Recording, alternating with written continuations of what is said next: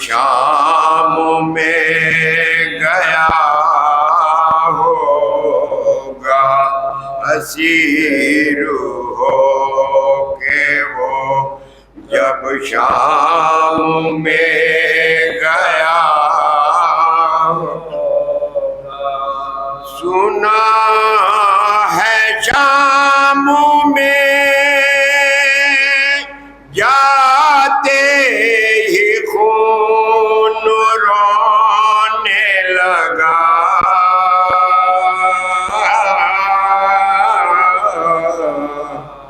سنا ہے شام میں جاتے ہی خون رونے لگا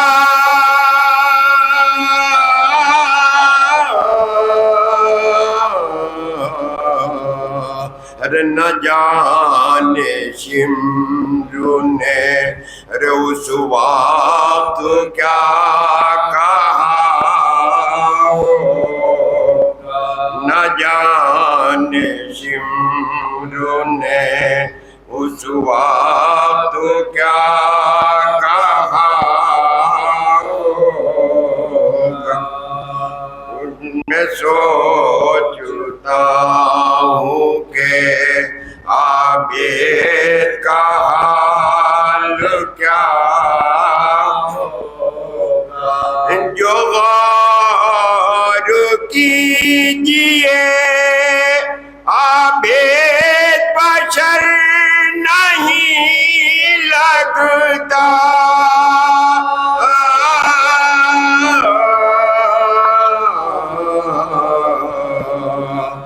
جو غور کیجئے عابد بشر نہیں لگتا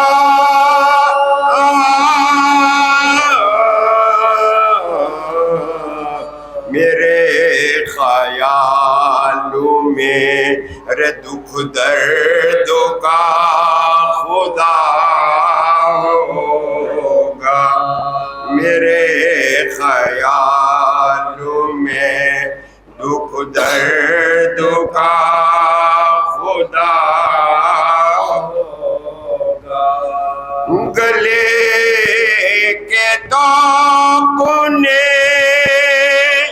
عابد کو کیا جھکایا تھا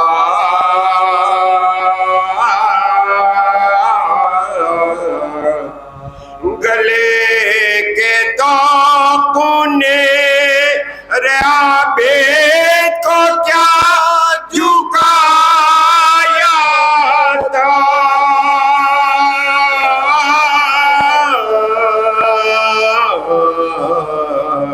وہ اپنے کھوئے ہوئے لال ڈھونڈتا وہ اپنے کھوئے ہوئے لال ڈھونڈتا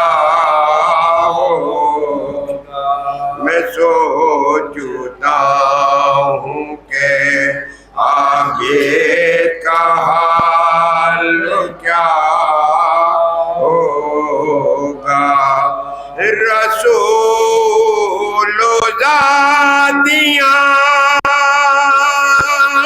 سر ننگ اور وہ خاموش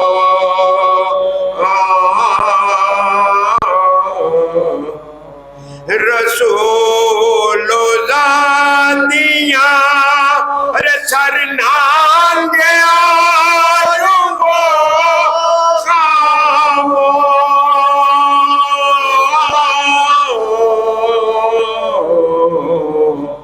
میرے اماموں کا کس درجہ حوصلہ ہوگا میرے اماموں کا کس درجہ حوصلہ ہوگا وہ ظلم دیکھے ہیں سجاد نے حسین کے بعد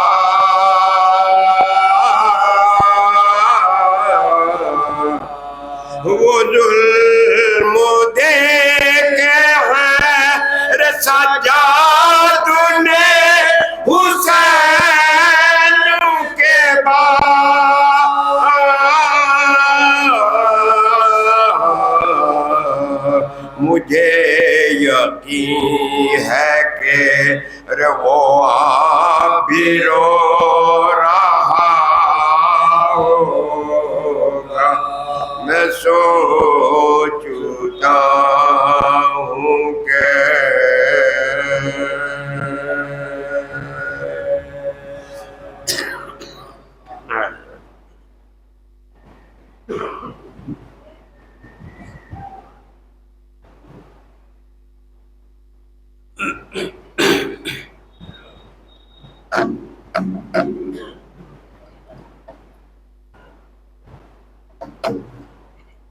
درود پڑھے محمد الوالد.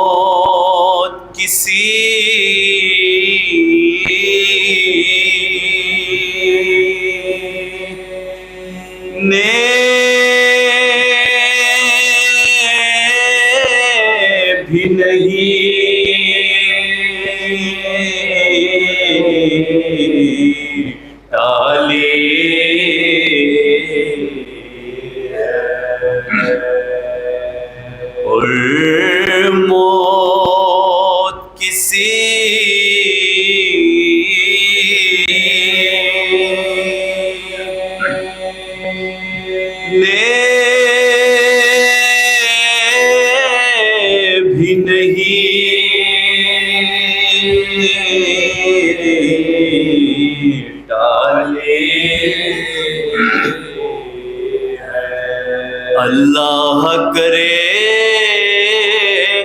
غریق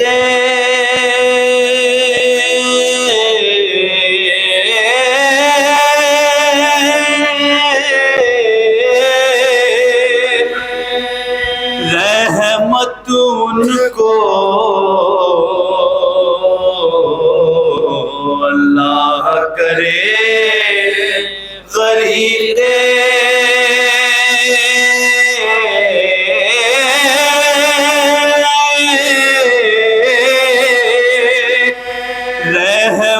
ان کو اس بزم میں جن جن کی جگہ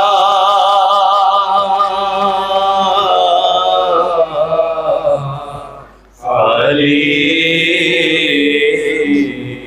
ہے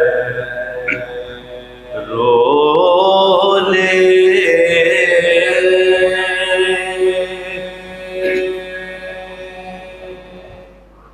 درود پڑھیے گا محمد الوالد.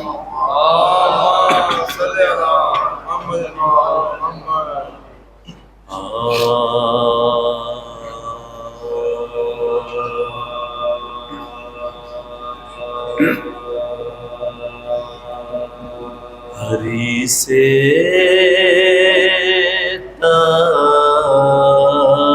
تختے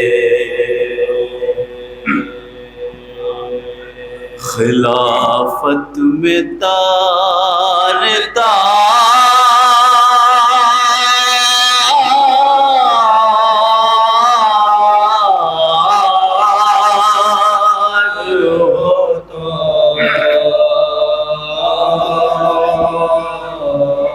ہری سے تخت خلافت میں تار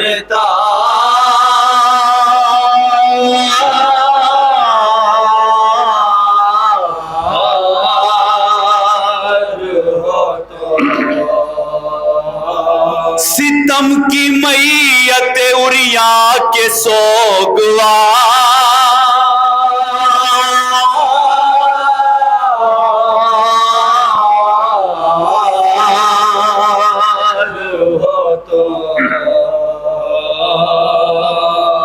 تمہارے دل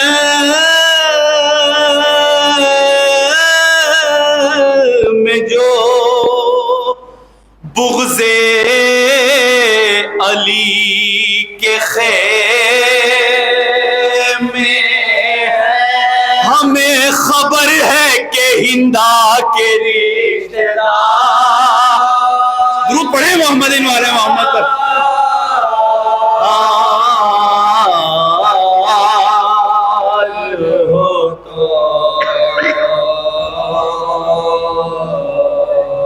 ہری سے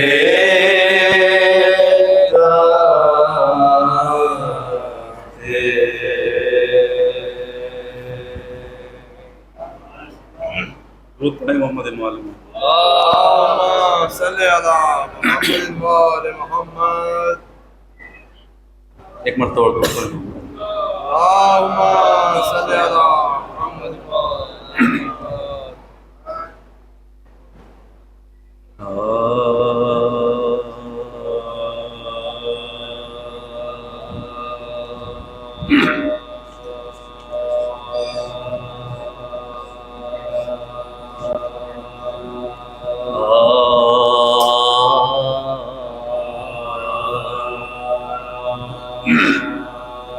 مطلب سننے اس کا تیرے شرف پہ کوئی گفتگو ہو کیا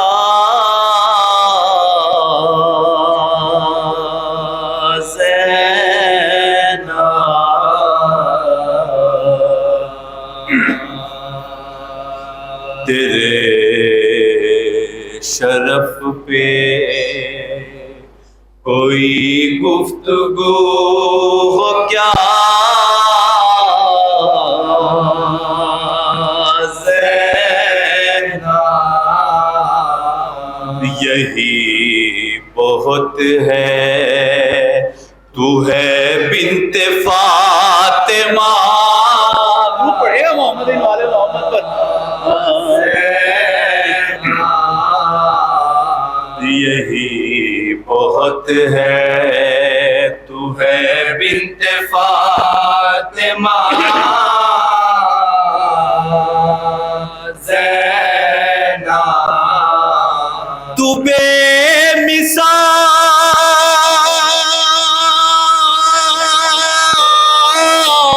مثال ہے تیری مثیل کوئی نہیں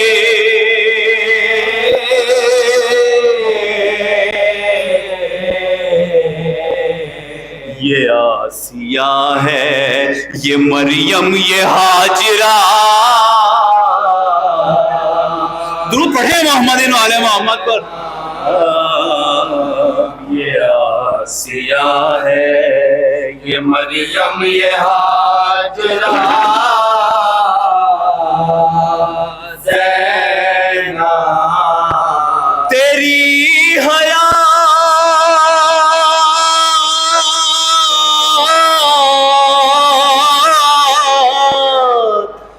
رسولوں کی زندگی کا سبب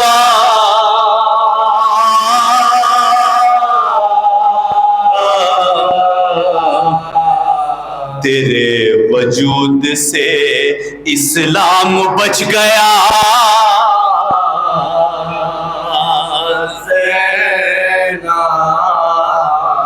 تیرے وجود سے اسلام بچ گیا زینب تیرے وجود سے اسلام بچ گیا زینب بسے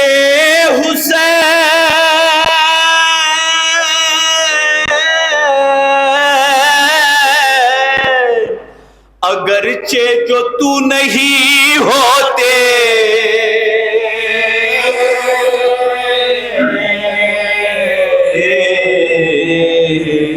تو کامیاب نہ ہوتی یہ کربلا نعرہ حیدری درود پڑھیں محمد والے محمد پر کامیاب نہ ہوتی یہ کربلا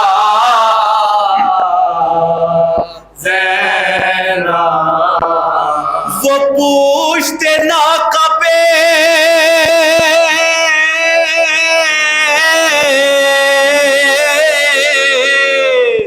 تیری عبادتوں کا خلو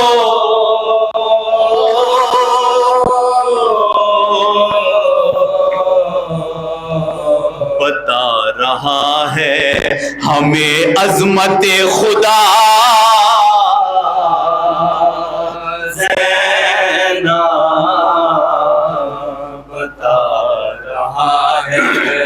ہمیں عظمت خدا زینب تیرے کلام کی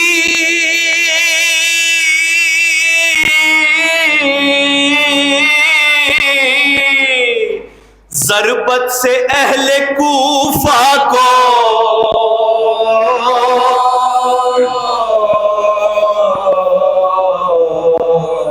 لگی وہ چوٹ کے یاد آ گیا خدا زینب لگی وہ چوٹ کے یاد آ گیا خدا زینب مثال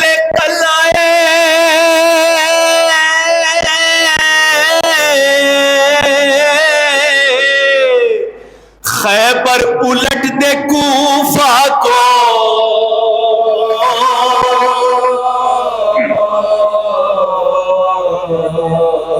تیری کلائی میں ہے زور مرتضی درود پڑھیں محمد والے محمد تیری کلائی میں ہے زور مرتضی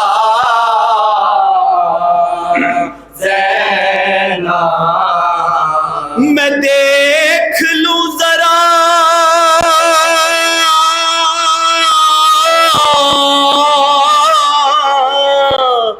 تیرے حسین کا چہرہ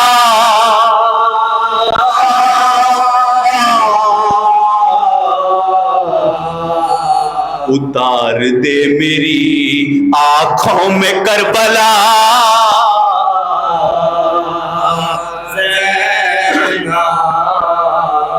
اتار دے میری آنکھوں میں کربلا زینب حسین جی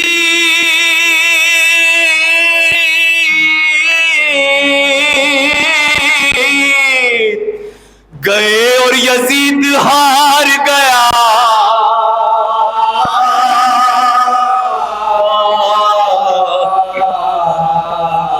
دمشقیوں کو دکھا دے یہ آئینہ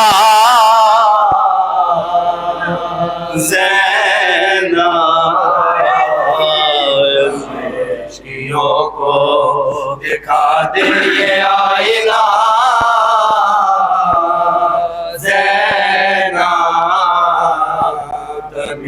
عشقیوں کو دکھا دے یہ آئینہ زینب یزید پر سرے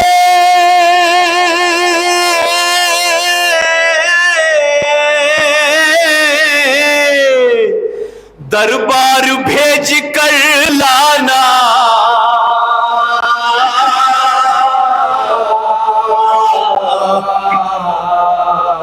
کیا ہے ظلم سے تو نے مباہلہ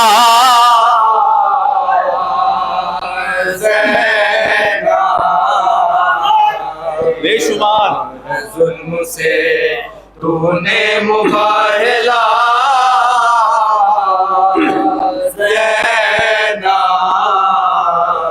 کیا ہے ظلم سے تو نے مباہلہ زینب یزید دیکھ لے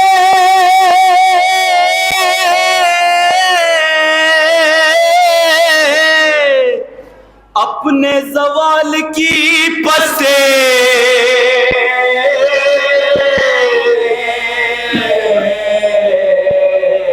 اسی کے گھر میں بچھا دے صفِ عزا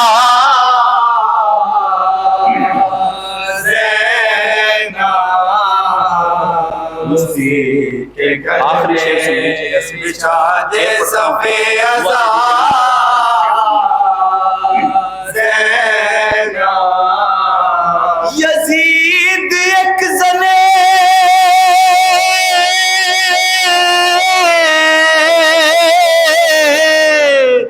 ہندا کی غلطیوں کا وجہ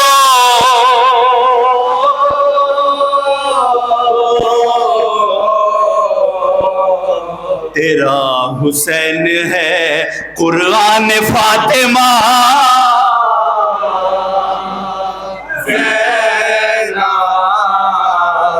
تیرا حسین ہے قرآن فاطمہ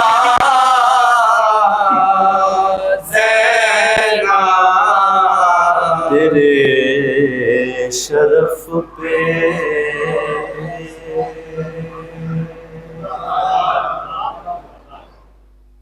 سورہ فاتحہ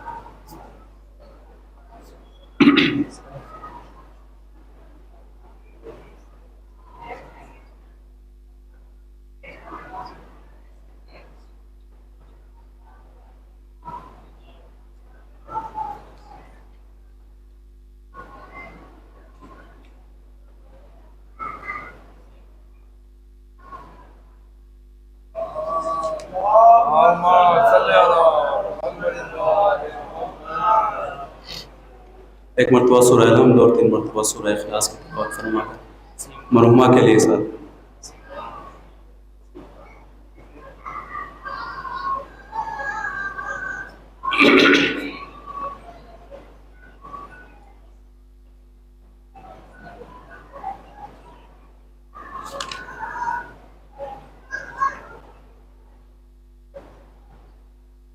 جب کہ نہ شبیر کی خبر آئے سفر سے جب کہ نہ شبیر کی خبر آئے غرور و فکر سے صغرا چچا کے گئے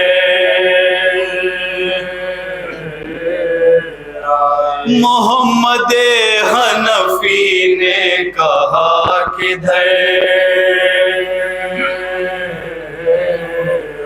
یہ التماس کیا اے حسین کے یہ التماس کیا اے حسین کے چچا بتاؤ کہ کس طرح دل کو چین آئے نہ بھائی آئے نہ خط آیا نہ حسین نہ بھائی آئے نہ خط آیا نہ حسین اٹھا کے کاغذ و خامہ کیا چچا میں لکھتا جاؤں تو بتلاتی جا حقیقت رو کے بولی بہت خوب ہے علی یہی میں چاہتی ہوں تم جیو صدی یہی میں چاہتی ہوں تم جیو صدی میری طرف سے یہ القاب لکھنا بابا کو کنیزیں لکھتی ہے جس طرح اپنے کنیزیں لکھتی ہے جس طرح اپنے اب اپنے حال کی دیتی ہوں آپ کو یہ خبر کہ دم بدم میری حالت مرض سے ہے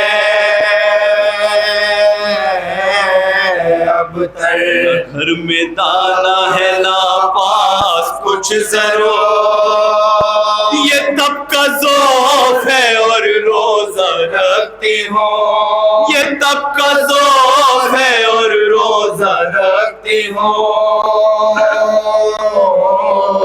دن بھر کوئی بھی چیز امام زمان نہیں گھر میں جو مر بھی جاؤں تو 2 گز کفن نہیں جو مر بھی جاؤں تو 2 گز کفن نہیں گھر میں رجب کی 30ویں کو تم نے گھر کیا ویرا تمہارے بعد ہوئی 3 عید بابا جان شب برات ہوئی دوسرے مہینے پر روح حمزہ نہ تھی فاتحہ کتاب پر روح حمزہ نہ تھی فاتحہ کتاب تمام دن کٹا زاری میں اولاد ہوئے ہمارے گھر میں نہ بابا شب برات ہمارے گھر میں نہ بابا شب برات تمہارے بعد جو دن عید فطر کا آیا رے گھران کر مجھے ہم جولیوں نے رلوایا کسی نے گہنا کسی نے لباس دے کوئی یہ بولی کہ عیدی میں ہم نے یہ کوئی یہ بولی کہ عیدی میں ہم نے یہ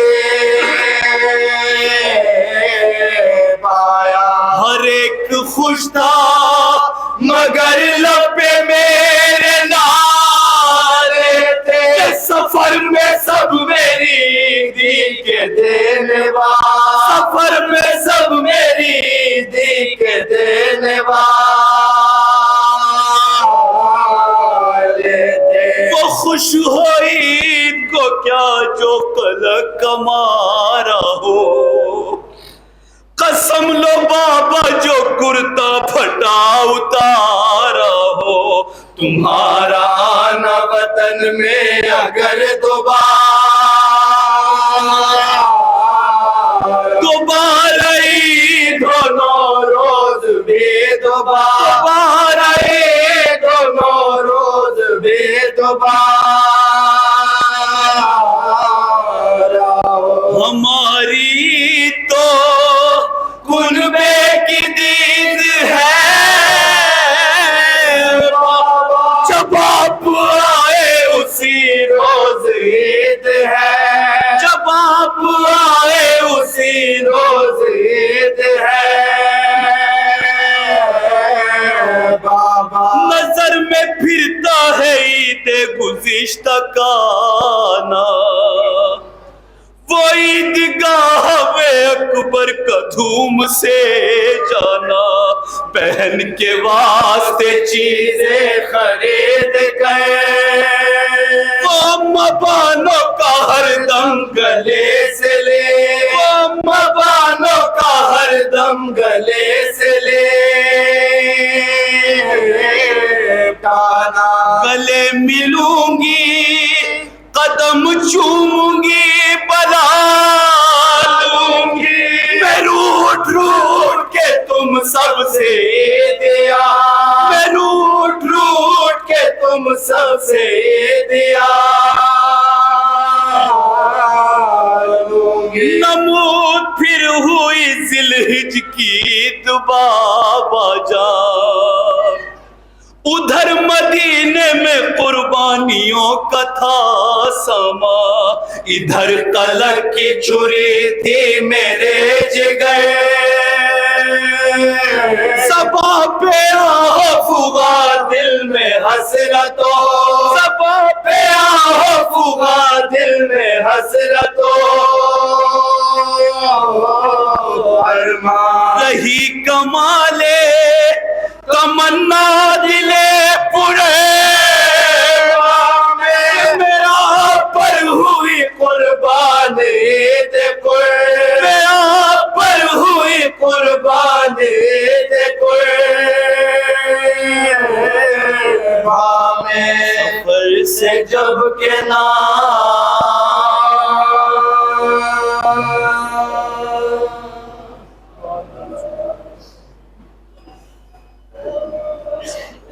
ہمارے دلوں میں عشق علی کا وہ خزانہ رکھ دیا کہ شاہیاں علی کے غلاموں کے قدموں میں، تخت علی کے غلاموں کے قدموں میں، تاج علی کے غلاموں کے قدموں میں، دربار علی کے غلاموں کے قدموں میں، ہیرے جواہرات علی کے غلاموں کے قدموں میں، اور کیوں نہ ہوں، اس لیے کہ دنیا میں بادشاہ خریدے گئے مگر علی کا غلام نہ خریدا گیا۔ بہرحال عزیزان گرامی، میں نے جس آیہ کریمہ کو اپنا سرنامہ سخن قرار دیا ہے، اس میں خالق کائنات، مالک ارض و سما، یہ والا کولر اس کی ہوا اس طرف کر دیجئے، ادھر سے ہٹا دیجئے، مسئلہ نہیں ہے۔ ایک صلوات پڑھ لے بابا سے بلا۔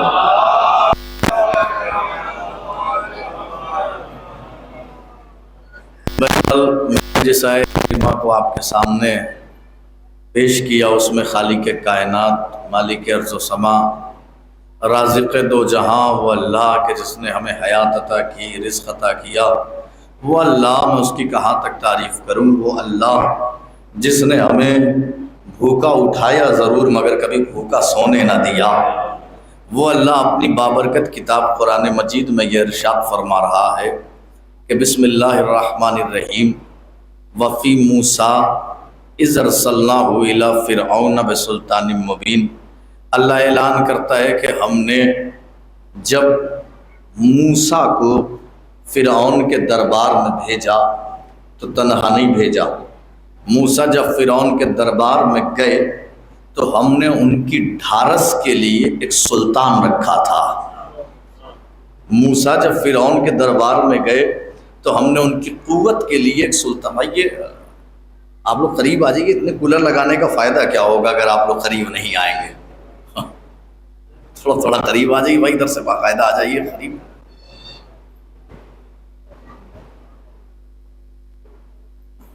آ جائیے بھائی، آ جائیے۔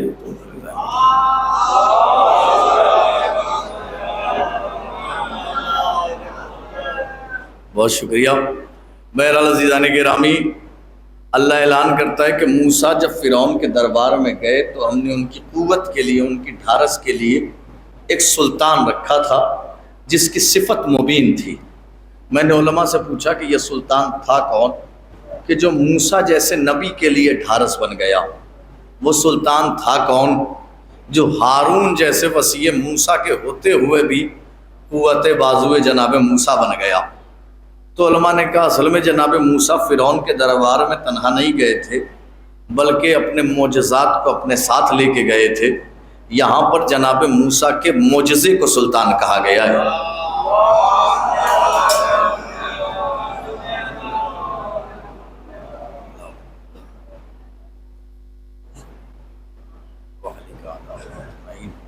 صلوات پڑھ لیں بآواز بلند۔ یہاں پر موسیٰ کے معجزے کو سلطان کہا گیا ہے۔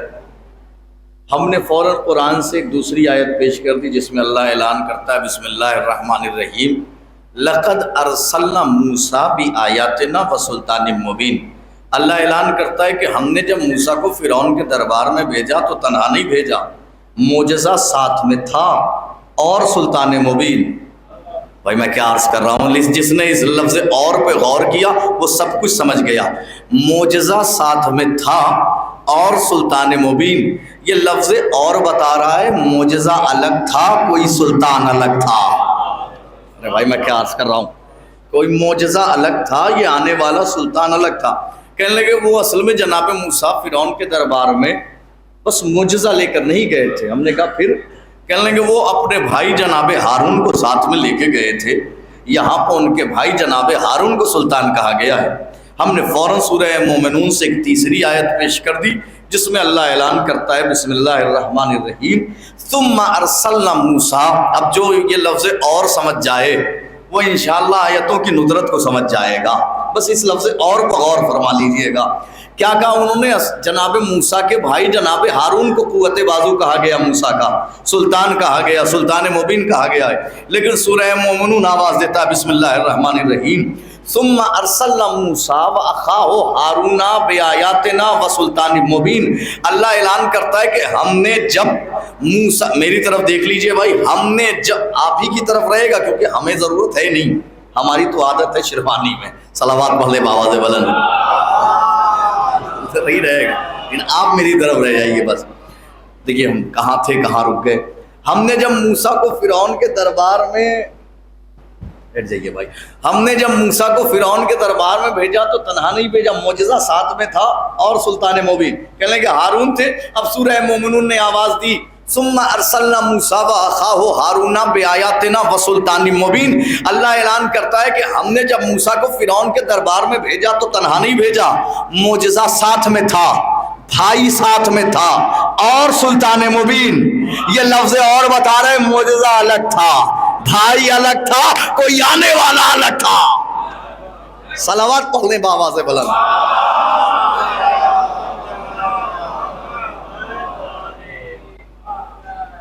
ارے یہ تو ہوتا رہے گا، بس آپ متوجہ رہیے میری طرف، یہ میں صحیح کر لوں گا رفتہ رفتہ انشاءاللہ۔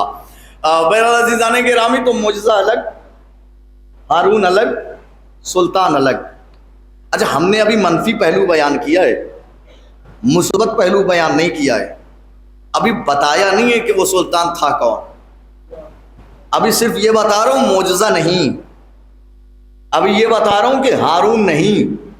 یہ الگ بات ہے کہ سندھولی کی سماعت اس وقت خوب محسوس کر رہی ہے کہ وہ سلطان کون ہو سکتا ہے۔ میں کیا عرض کر رہا ہوں، آواز تو آ رہی ہے نا اب تک؟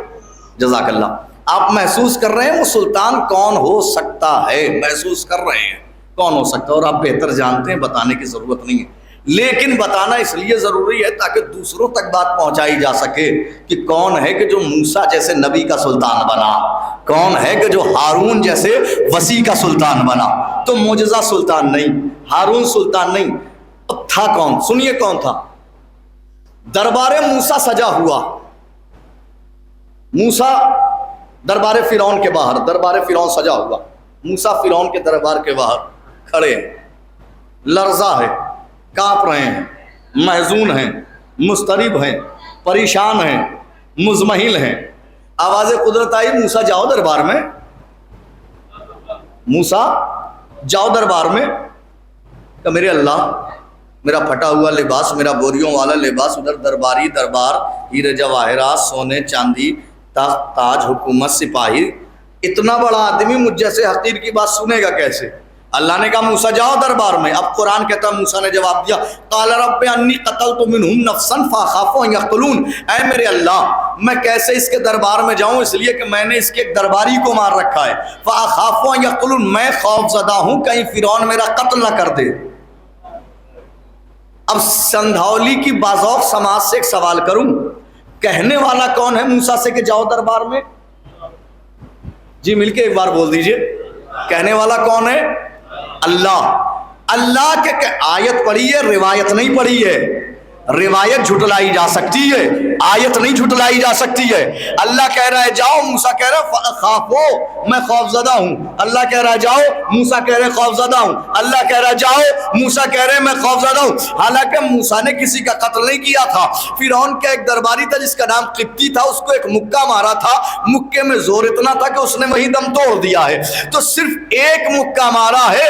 اللہ کہہ رہا ہے جاؤ, موسیٰ کہہ رہے فاخافو. اللہ کہہ رہا ہے جاؤ, موسیٰ کہہ رہے فاخافو. بھئی غور فرمائیے, کسی نے خطیب منبر سلونی حضرت علی سے ایک سوال کیا, یا علی انت افضل ام موسیٰ, یا علی آپ افضل ہے یا موسیٰ افضل ہے؟ تو میرے مولا نے مسکرا کے فرمایا سن علی, جیسے اپنی تعریف خود سے نہیں کیا کرتے, لیکن تو نے سوال کیا ہے تو جواب لیتا جا. وہ موسیٰ تھے, کہنے والا اللہ تھا کہ موسیٰ جاؤ دربار میں. اللہ کے کہنے کے باوجود موسیٰ ڈر رہے تھے, خوفزدہ تھے, محزون تھے, مضطرب تھے, پریشان تھے. حالانکہ موسیٰ نے کسی کا قتل نہیں کیا تھا, فرعون کے ایک درباری کو ایک مکہ مارا تھا. اللہ کے کہنے کے باوجود ڈر رہے تھے. مجھے دیکھ, میں نے مکے کے ہر کافر کے گھر میں موت کی صفحے بچھائی ہے, پھر بھی منبر پہ خطبہ دے رہا ہوں.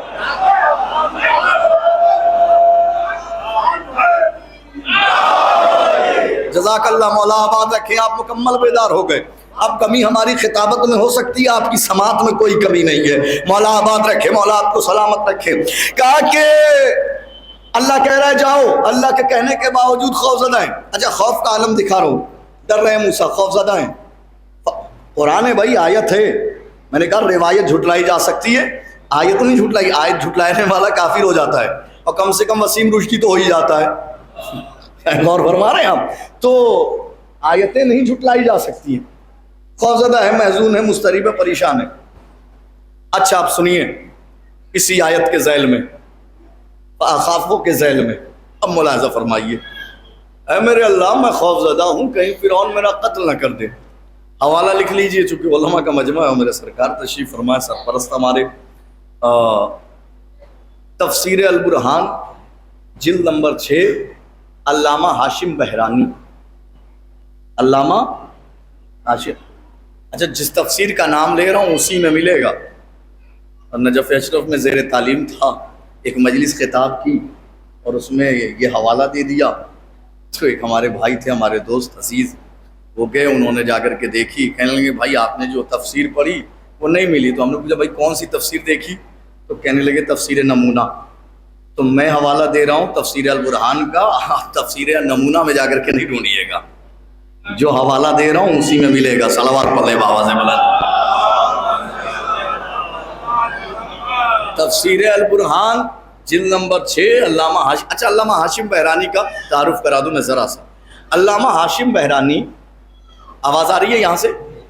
علامہ ہاشم بہرانی اس عالم کا نام ہے, وہ ولایت علی میں ڈوبا ہوا شخص کہ آپ سے کسی نے کہا کہ سرکار آپ ہر لمحہ, ہر گفتگو میں, ہر بیان میں, ہر کتاب میں آپ علی کا ذکر کرتے ہیں, لیکن قرآن میں 10-20 آیتیں علی کے فضائل کے باب میں ہیں بس.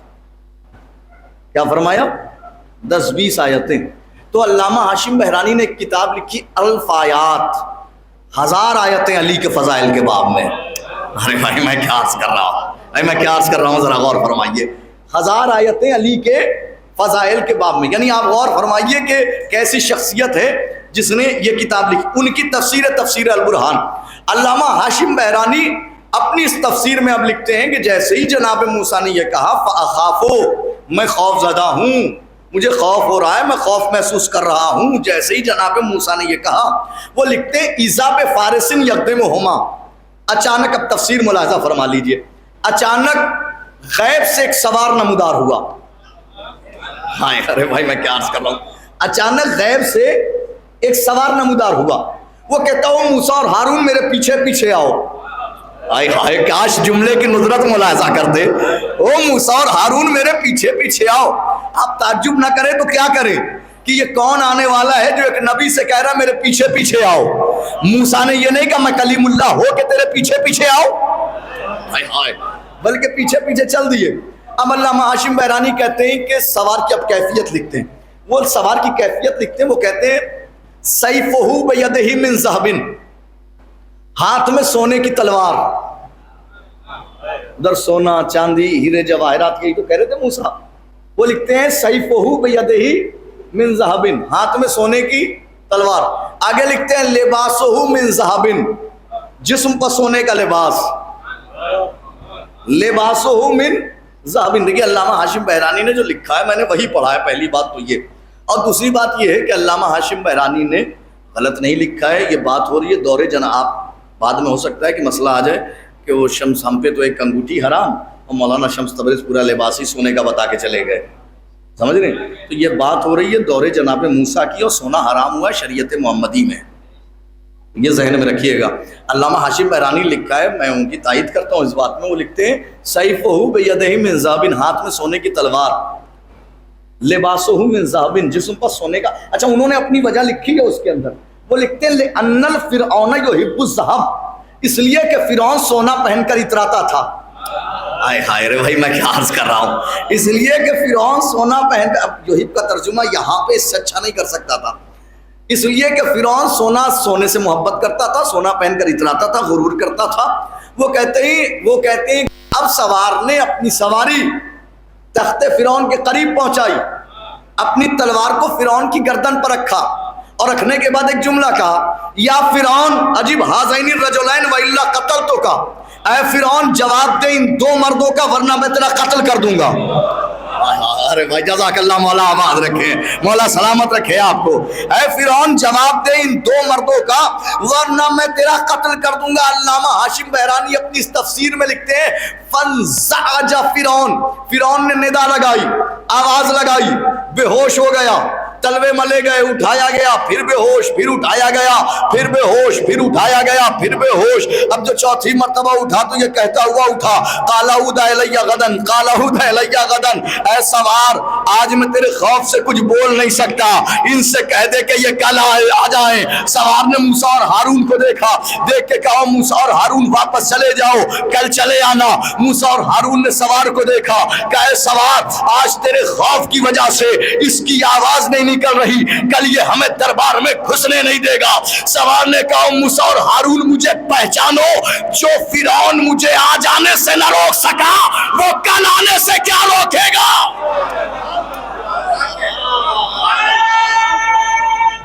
حیدری, جو فرعون مجھے آ جانے سے نہ روک سکا وہ کل. چلے گئے جناب موسیٰ, چلے گئے جناب ہارون. اب سنیے مثبت پہلو, چلے گئے. اب علامہ ہاشم بحرانی لکھتے ہیں دع البوابین وعاقبہما, اب فرعون نے اپنے سارے درباریوں کو, کرسی نشینوں کو, اپنے سارے سپاہیوں کو اکٹھا کیا. سب کو اکٹھا کرنے کے بعد ایک سوال کیا.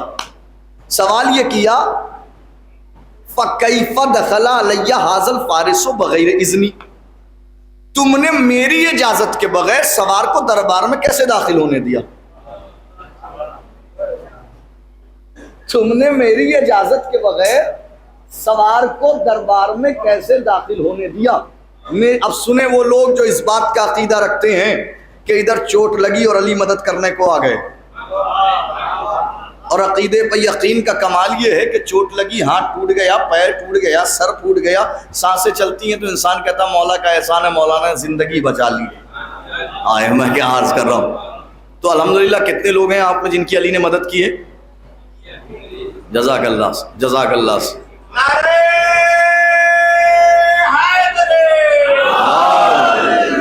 سب کی مدد کی ہے, بعد میں کوئی انکار تو نہیں کرے گا. اور انکار کرنے کی ہمت بھی کس میں؟ کوئی ابھی انکار کرے بغل والا کونی مار کے کہے گا بھول گئے وہ وقت کہ ماں باپ کی انگلیاں تھام کے چلتے تھے, ठोकर लगती थी, लबों पर या अली आता था, एहसास होता था कोई आया बचा करके चला गया, तो कोई इनकार कर ही नहीं सकता। अल्हम्दुलिल्लाह, तो सबकी मदद किए। अच्छा ये बताइए कितने लोग हैं आप में जिन्होंने अली को देखा?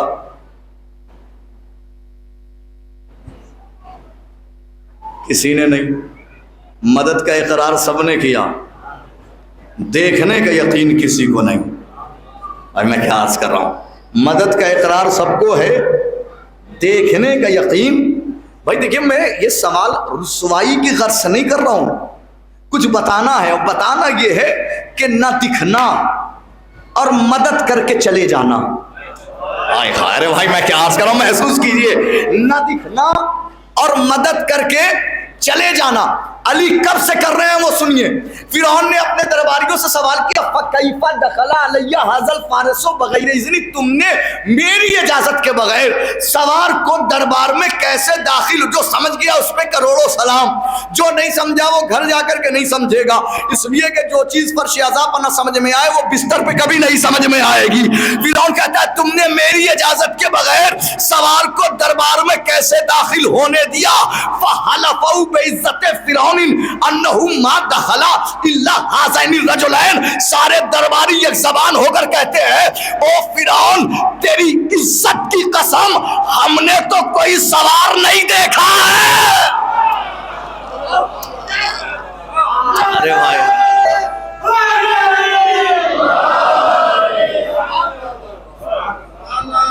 अन्नहु मा दखला इल्ला हाज़ैनि रजुलैन, दो के अलावा तीसरे को हम नहीं जानते। हम किसी सवार को नहीं जानते, हम बस इन दो ही को जानते हैं जो दो आए थे, मूसा और हारून। तीसरे को नहीं जानते। कौन कह रहा है? दरबारी कह रहे हैं। अल्लामा हाशिम बहरानी आगे लिखते हो, जमाने वालों जानते हो ये सुल्तान कौन था? पहचानते हो ये सुल्तान कौन था? हाज़ल फारिसो विसालो अली इब्न अबी तालिब। ये सवार कोई और नहीं बल्कि मौलाए मुत्तकियान हजरत अली इब्न अबी तालिब अलैहिस्सलाम थे। इसका मतलब कुरान के मुताबिक मूसा जैसे नबी के सुल्तान अली। हाँ, जज़ाकल्लाह जज़ाकल्लाह, मौला आबाद रखे। कुरान के मुताबिक मूसा जैसे नबी के सुल्तान अली, हारून जैसे वसी के सुल्तान अली। अल्हम्दुलिल्लाह आपके सुल्तान, जज़ाकल्लाह। भाई जब मूसा जैसे नबी के सुल्तान हैं तो हमारी औकात क्या कि अली की सल्तनत को तो हुकूमत का इनकार कर दे। जो मूसा जैसे नबी का सुल्तान है तो बदरजे औला हमारा सुल्तान है, हमारा इमाम है, हमारा पेशवा है, हमारा रहनुमा है, हमारा सुल्तान मुबीन है ना? आपके सुल्तान अली, हमारे सुल्तान अली। आइए एक शख्सियत दिखाता हूं। दिल्ली बहुत करीब है आपके यहाँ से, है ना? दिल्ली में एक शख्सियत के नाम पर रेलवे स्टेशन है ना, जानते हैं आप, और बहुत मारूफ शख्सियत है, हजरत जज़ाकल्लाह निज़ामुद्दीन। कितना मशहूर नाम है भाई। अहले सुन्नत का अकीदा है कि अगर कोई ख्वाजा मोइनुद्दीन चिश्ती की बारगाह में जाए, अजमेर जाए और दिल्ली ना जाए तो उसकी जियारत कबूल नहीं। आप गौर फरमा रहे हैं, यानी कितना पुख्ता अकीदा है अहले सुन्नत बिरादरान का। किससे? निज़ामुद्दीन औलिया से। हमारे बुजुर्ग हैं ये उलमा, ये बेहतर जानते हैं, सिर्फ अपने छोटे भाइयों के हमारे बुजुर्ग भी बेहतर जानते हैं। हैदराबाद में पुराने ज़माने में एक महफिल समा के उन्वान से होती थी, महफिल समा। निज़ामुद्दीन औलिया को हर साल महफिल समा में बुलाया जाता था और उनसे मेरे सरकार एक ही नज़्म सुनी जाती थी, कोई दूसरी नहीं, एक नज़्म में उन्होंने बस ये बताया है मेरा इमाम कौन, मेरा सुल्तान कौन, मेरा पेशवा कौन, मेरा रहनुमा कौन। नज़्म के बाद 3 अलकाब से नवाजा गया निज़ामुद्दीन औलिया को। पहला जो सारे अहले सुन्नत जानते हैं, महबूब इलाही, महबूब रब्बानी, ये पहला। दूसरा अशरफुल अख्ताब। तीसरा सुल्तानुल मशाइख, बुजुर्गों के सुल्तान। आय हाय, अरे भाई मैं क्या अर्ज कर रहा हूं, बुजुर्गों के सुल्तान, यानी जमाना अपने बुजुर्गों का सुल्तान निज़ामुद्दीन औलिया को मानता है। आइए आज संधौली में ये ना बता दूं कि निज़ामुद्दीन औलिया किसको अपना सुल्तान मानते थे। अरे भाई मैं क्या अर्ज कर रहा हूं। आइए वो नज़मी सुना देता हूं जिस नज़म के बाद इन्हें 3 अलकाब से नवाजा गया। وہ کہتے ہیں امامت راکس شاید کی شاہ اولیاء باشد، بے زہد و عصمت و دانش مثال انبیاء باشد. وہ زمانے والوں امامت کسی ایسے ویسے کو سزاوار نہیں، امامت اسی کو سزاوار ہے جو زہد و عصمت و دانش میں انبیاء کی مثال بن جائے. ارے بھائی میں کیا عرض کر رہا ہوں، امامت اسی کو اچھی لگتی ہے جو زہد و عصمت و دانش میں انبیاء کی مثال بن جائے. آگے کہتے ہیں کیا کیا کیفیت بیان کی نظام الدین اولیاء نے. آگے کہتے ہیں امام حق کسے باشد کے چون تاج و کمر دادش بے فرقز حلتا تاج و کمر از انما باشد. وہ زمانے والوں امام کسی ایسے ویسے کو نہیں کہتے، امام اسے کہا جاتا ہے جس کے سر پہ حلتا کا تاج رکھا ہوتا ہے، کمر میں انما کا پٹکا بنا ہوتا ہے. جس کے سر پہ حلتا کا تاج. جزاک اللہ مولا آباد رکھے اس حسین سماعت کو، اور آپ کی اس پاکیزہ سماعت کو کسی بدنظرے کی نظر نہ لگے. فرمایا امام اسے کہتے ہیں، سلطان مبین اسے کہتے ہیں، امام مبین اسے کہا جاتا ہے، رہبر اسے کہا جاتا ہے، پیشوا اسے کہا جاتا ہے، رہنما اسے کہا جاتا ہے جس کے سر پہ حلتا کا تاج رکھا ہوتا ہے، کمر میں انما کا پٹکا بندھا ہوتا ہے. آگے حضرت نظام الدین اولیاء نے اپنے امام کی، اپنے سلطان کی ایک ایسی پہچان بتائی ہے کہ کروڑوں مسلمان کروڑوں بار پیدا ہوں، کروڑوں بار مر جائیں، پھر انہیں کروڑوں مرتبہ زندہ کیا جائے اور کہا جائے کائنات میں ڈھونڈ کے لاؤ دوسری نشانی، تو کوئی مسلمان لا نہیں پائے گا کروڑوں حیات پانے کے باوجود، کروڑوں زمانے پانے کے باوجود نہیں لا پائے گا. اب آگے میں ترجمہ نہیں کروں گا، صرف اشارہ کروں گا، صرف اشارہ. ممکن نہیں، یہ ناممکن ہے، یہ محال ہے کہ شیعہ ہو اور اگرا شیر نظام الدین اولیاء کا اشارے میں ہی نہ سمجھ جائے. میں کیا عرض کر رہا ہوں، اشارے میں ہی آپ سمجھ جائیں گے، میں بالکل ترجمہ نہیں کروں گا. امام کی پہچان بتائیے، پہچان ہے ہی نہیں دوسری کائنات میں. اپنا امام بتا رہے ہیں، اپنا پیشوا بتا رہے ہیں، اپنا رہنما بتا رہے ہیں، اپنا سلطان مبین بتا رہے. پہلے کیا کہا؟ امام حق سے باشد کہ چوں تاج و کمر دادش بے فرقز حلتا تاج و کمر از انما باشد. آگے کہتے ہو زمانے والوں امام کسی ایسے ویسے کو نہیں کہا جاتا، سلطان مبین کسی ایسے ویسے کو نہیں کہا جاتا، نظام الدین اولیاء کہتے ہو زمانے والوں، بلکہ امام اسے کہا جاتا ہے کہ امام حق سے باشد کی در وقت ولادت ہوں بود در خانہ کعبہ.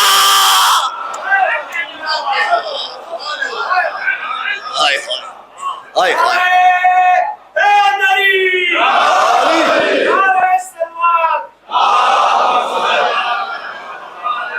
اس زمانے والوں امام کسی ایسے ویسے کو نہیں کہتے. سن لیجئے آپ، شمس تبریز سے آج سے 12 سال پہلے نظام الدین اولیاء کو کچھ خدام مانگ رہے تھے، مصروفیت تھی، دے نہیں پائے یہ کلام. بڑی مشکلوں سے یہ امانتیں ہیں جو ڈھونڈی جاتی ہیں اور آسانی سے آپ تک پہنچائی جاتی ہیں. صلوات پڑھ لیں بآواز بلند.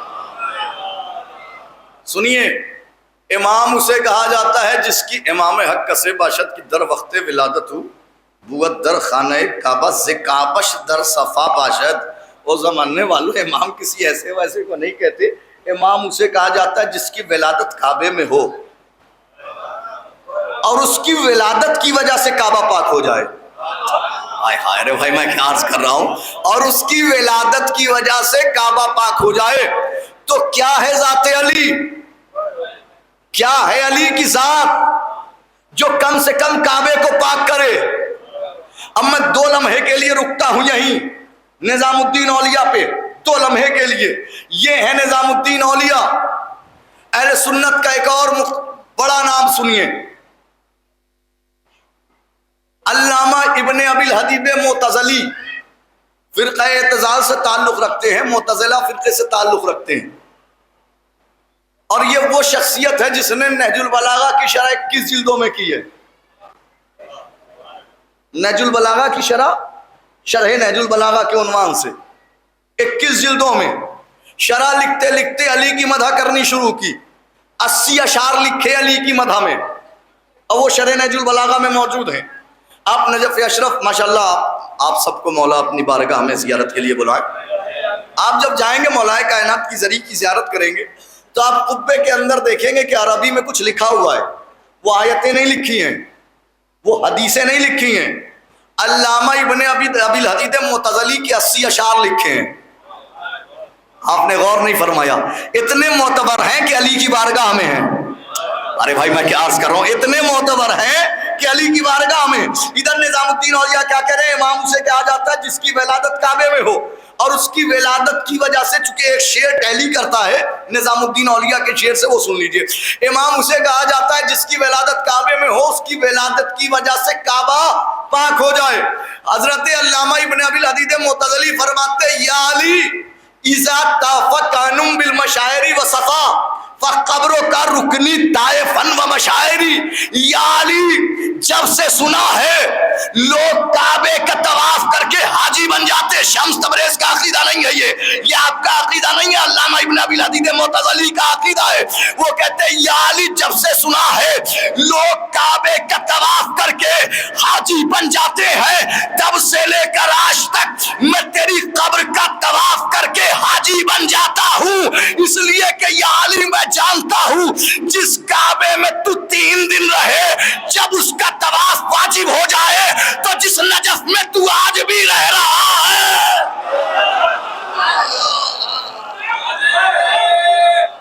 حیدری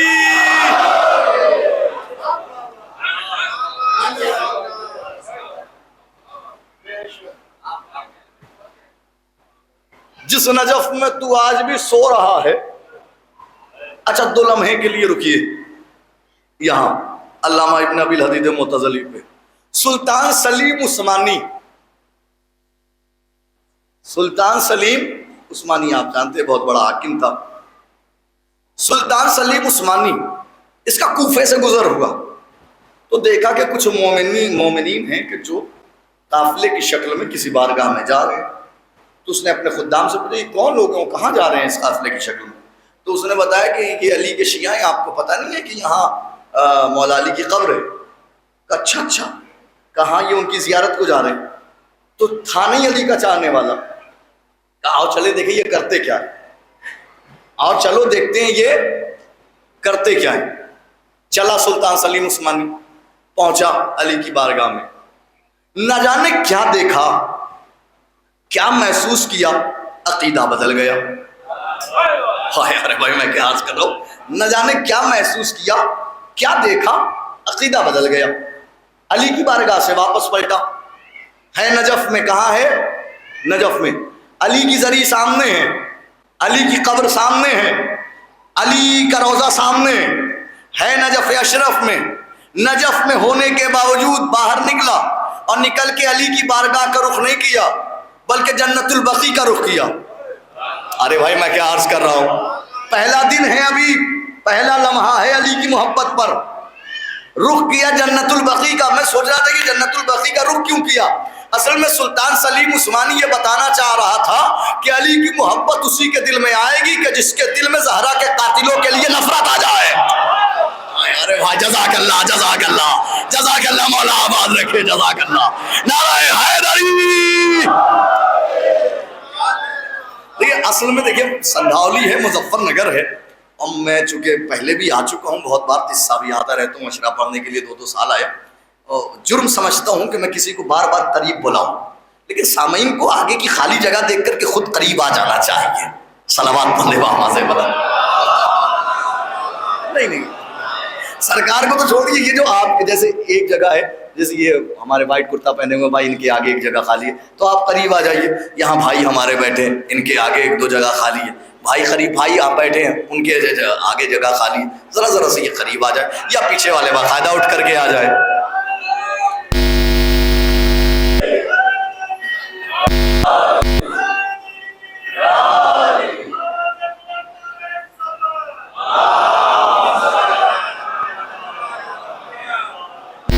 آپ لوگ جوان ہیں بھائی, آپ کو تکلیف ہے تو بتائیے کچھ.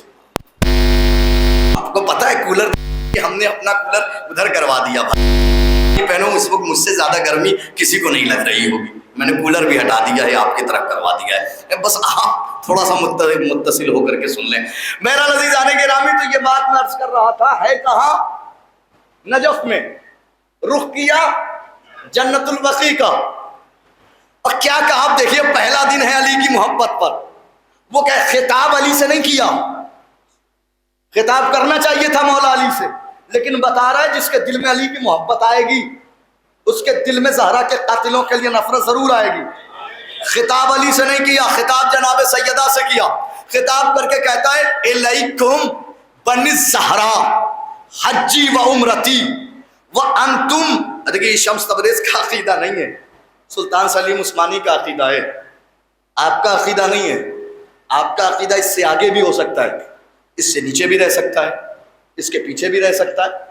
یہ ہے عقیدہ پہلا والا تھا علامہ ابن ابی الحدید معتزلی کا، اب دوسرا سلطان سلیم عثمانی کا۔ سنیے وہ کیا کہتا ہے، الیکم بنی الزہرا حجی و عمرتی و انتم ما صلیتو للہ قبلتی، وہ کہتا ہے اے زہرا کے بیٹو میرا حج بھی تمہارے لیے، میرا عمرہ بھی تمہارے لیے۔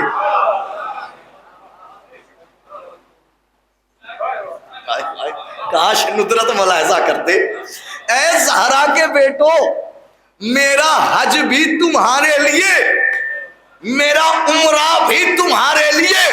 آگے کہتا ہے وَأَنْتُمْ مَا صَلَّيْتُ لِلَّهِ قِبْلَتِي، اور اے زہرا کے بیٹو جب میں اللہ کی نماز پڑھتا ہوں میرا قبلہ تم ہو جاتے ہو،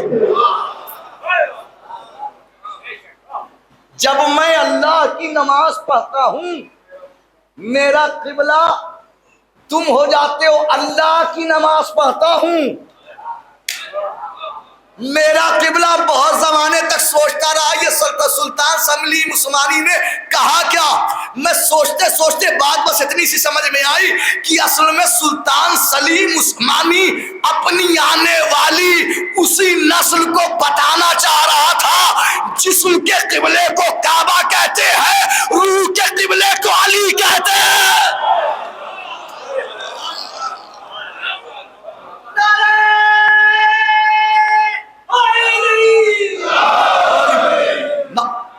اچھا پھر رکیے، بات ہی کیا ہے، پھر اہل سنت ایک عالم لے لیجیے، نظام الدین اولیاء ایک، علامہ ابن ابی الحدید معتزلی دو، سلطان سلیم عثمانی تین۔ پیغام تو پہنچ رہا ہے نا؟ جزاک اللہ۔ ولایت علی سے بڑھ کے پیغام کیا ہو سکتا ہے؟ علی کی ولایت پر کن کن لوگوں نے، کن کن علماء نے کتنے بڑے بڑے کام کیے ہیں، اب اس سے بڑا کوئی کام ہو بھی نہیں سکتا ہے، اس سے بڑی کوئی تبلیغ بھی نہیں۔ یہ تین شخصیتیں بیان کی۔ اب آئیے یوٹیوب پہ ایک نام سرچ کیجئے، پروفیسر حسن شحاتہ، پروفیسر حسن شحاتہ۔ یہ پروفیسر حسن شحاتہ یہ جامعۃ الازہر مصر، اہل سنت کی اپنے زمانے کی سب سے بڑی یونیورسٹی، اس کے پروفیسر تھے، اور اس وقت کے سب سے بڑے پروفیسر حسن شحاتہ۔ آپ یوٹیوب پہ سرچ کریں گے یہ نام تو آپ کو ایک جنازہ ملے گا فوٹوز میں، پہلے فوٹوز ہی سامنے آ جائیں گے، گوگل پہ آپ سرچ ماریں گے تو ایک جنازہ ملے گا۔ ایک جنازہ ہے کہ جو شاہراہ میں پڑا ہوا ہے اور کچھ کمبخت ہیں کہ اس جنازے کو کھینچ رہے ہیں، وہ جنازہ پروفیسر حسن شحاتہ کا ہے، وہ جنازہ پروفیسر حسن شحاتہ کا۔ آغاز میں کٹر دشمن اہل بیت، لیکن پڑھتے پڑھتے نہ جانے کیا پڑھ لیا، ایک دن اپنی قوم میں آئے، آ کے اعلان کر دیا آج کے بعد میں اپنی قوم کو وہ نماز پڑھاؤں گا جو علی کے چاہنے والے پڑھتے ہیں۔ ہائے ہائے ہائے، جزاک اللہ جزاک اللہ، ارے مولا آباد رکھے، مولا سلامت رکھے۔ آج کے بعد میں اپنی قوم کو وہ نماز پڑھاؤں گا جو علی کے چاہنے والے پڑھتے ہیں، اعلان کیا پوری قوم میں کہ اب ہمارا ہی دشمن ہو گیا، اب ہمیں ہی کاٹے گا۔ اب پریشان، بڑے بڑے سیمینار ہوئے، قم میں سیمینار ہوا، نجف میں سیمینار ہوا، بڑے بڑے سیمینار میں پروفیسر حسن شحاتہ کو بلایا گیا۔ پروفیسر حسن شحاتہ نجف اشرف پہنچے، ایک سیمینار میں سیمینار رکھا گیا پروفیسر صاحب کے لیے، نجف پہنچے، سارے علماء نے سیمینار کو خطاب کیا، آخر میں نوبت آئی پروفیسر حسن شحاتہ صاحب کی، وہ آئے ہیں نجف میں، بھولے تو نہیں وہ بات جس کے دل میں علی کی محبت آئے گی، زہرا کے قاتلوں کے لیے نفرت، بھولے تو نہیں ہے نام، ہیں نجف میں، خطاب علی سے کر سکتے تھے، ہیں علی کے حرم میں، سیمینار علی کے حرم میں خطاب علی سے کر سکتے تھے، مگر خطاب علی سے نہیں کیا۔ وہ کہتے ہیں اے نبی کی بیٹی مجھے معاف کر دینا کہ میں اپنی زندگی کے اتنے لمحات آپ کے دشمنوں کی تعریف کرتا رہا۔ جملے کی حساسیت اگر سندھاولی کے دلوں میں نہ اترے تو پھر بات ہی کیا ہے؟ کہا ہے نبی کی بیٹی مجھے معاف کر دینا کہ میں اپنی زندگی کے اتنے لمحات آپ کے دشمنوں کی تعریف کرتا رہا، مگر اے نبی کی بیٹی میں یہ سوچ کے مطمئن ہوں آپ وہی ہیں جس نے حر کو معاف کیا ہے۔ آئے ہائے ہائے ہائے ہائے ہائے، کاش ندرت ملاحظہ کر لیتے جملے کی۔ اے نبی کی بیٹی میرے سرکار بہت شکریہ، آپ کا ایک بار یوں کر دینا ہم جیسے طالب علم کے لیے کافی ہو جاتا ہے، پھر پورا مجمع نہ کرے کوئی مسئلہ نہیں ہے۔ صلوات پڑھ لے بآواز بلند۔ اب تو مجمع کو جب کہ ڈبل ہو جانا چاہیے تھا سرکار کو دیکھ کر کے، اب آپ کو ڈبل ہو جانا چاہیے تھا، بالکل متصل رہیے گا آپ اس سے۔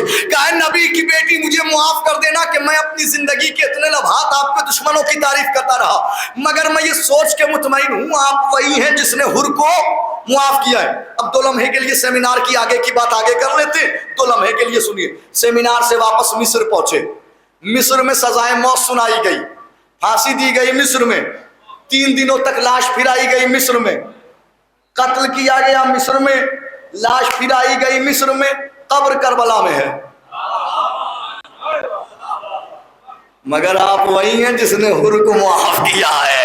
ارے جملے کی ندرت تو ملاحظہ کر لے، آپ وہی ہیں جس نے حر کو معاف کیا۔ مارے گئے مصر میں، قبر کربلا میں، 3 دنوں تک لاش پھرائی گئی مصر میں، قبر کربلا میں۔ اب جملہ سنیے، علامہ ہوتا ہے نا ہمارے یہاں بھی کوئی آتا ہے، ادھر ہندوستان میں بھی یہ ہے طریقہ کہ کوئی ادھر سے ادھر آتا ہے تو ہم کوشش کرتے ہیں کہ دیکھیں پوری طرح سے آیا ہے یا آدھا ادھورا آیا ہے۔ دیکھتے ہیں نا ہم ہر جگہ دیکھتے ہیں۔ اور آپ کا کیا ہے، آپ تو اتنے چالاک لوگ ہیں، کچھ نہیں تو جوگی پورا کے ممبر پہ آزما لیتے ہیں، کہیں نہیں تو آزما لیتے آنے والوں کو۔ تو دیکھتے ضرور ہے کہ آنے والا آیا ہے تو پوری طرح سے آیا ہے یا آدھا ادھورا آیا ہے، پوری طرح سے آیا یا آدھا ادھورا۔ ملاحظہ فرمائیے گا پوری طرح سے ہے تو ایک طالب علم نے کہا دیکھو تو صحیح علامہ صاحب پوری طرح سے آئے ہیں یا آدھے ادھورے آئے ہیں۔ تو اس نے ایک سوال کیا علامہ سے کہ علامہ صاحب یہ بتائیے کیا لفظ امیر المومنین، امیر المومنین یہ لقب علی کے علاوہ کسی اور کے لیے استعمال ہو سکتا ہے؟ پوری مجلس ایک طرف ہے اور اس میں پروفیسر صاحب کا جواب ایک طرف ہے۔ فرمائیں یہ لفظ امیر المومنین ذات علی کے علاوہ کسی اور کے لیے استعمال ہو سکتا ہے؟ اب شیعہ علماء کا متفق علیہ فیصلہ سن لیجئے۔ لفظ امیر المومنین علی کا وہ لقب ہے کہ آپ علی کے علاوہ 11 اماموں کو اس لقب سے نہیں بلا سکتے۔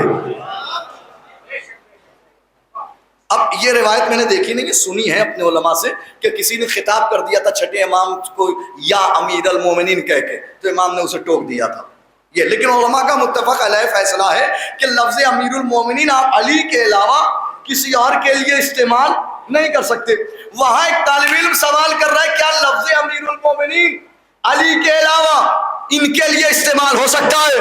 ان کے لیے استعمال ہو سکتا ہے، ان کے لیے استعمال، جو سمجھ گیا وہ سمجھ گیا، ان کے لیے استعمال ہو سکتا ہے۔ ان کے لیے جواب سنیے، ان کے لیے استعمال ہو سکتا ہے، ان کے لیے پوری مجلس ایک طرف ہے، یہ جواب ایک طرف ہے۔ پروفیسر حسن شاہ کا جواب دیتے ہیں، وہ کہتے ہیں ھذا اسم مختص بالامام من تسم بہ غیرہ فہو مخنث۔ وہ کہتے ہیں یہ لفظ امیر المومنین ذات علی سے مخصوص ہے، علی کے علاوہ جو بھی اس لقب کو چرائے تو سمجھ لینا وہ نہ مرد ہے نہ عورت ہے۔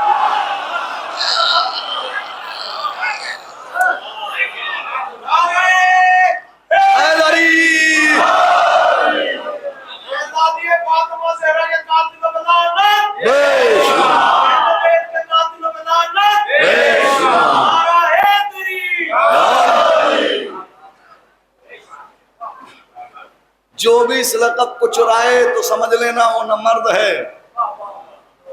اور مخنث کا صحیح ترجمہ میں نے کیا نہیں ہے، آپ اپنے علاقے کے مولانا سے بعد میں کرا لیجئے گا۔ صلوات پڑھنے بابا سے بلند. بھائی اتنا سمجھ لیجئے وہ نہ مرد ہے نہ عورت، اتنا کافی ہے، اشاروں میں گفتگو ہو جائے. جو بھی اس لقب کو چرائے وہ نہ مرد ہے نہ عورت ہے. پروفیسر حسن شاہ تھا، کتنے نام ہو گئے؟ 4 شخصیتیں ہو گئیں. کتنی؟ 4 شخصیتیں. اب آئیے ذرا صاحب کو لے کر کے چلتا ہوں اہل حنوت کی طرف. ڈاکٹر قلب صادق صاحب مرحوم اللہ غریق رحمت کرے، ان کی ایک شاگردہ تھی پروفیسر انیتا رائے.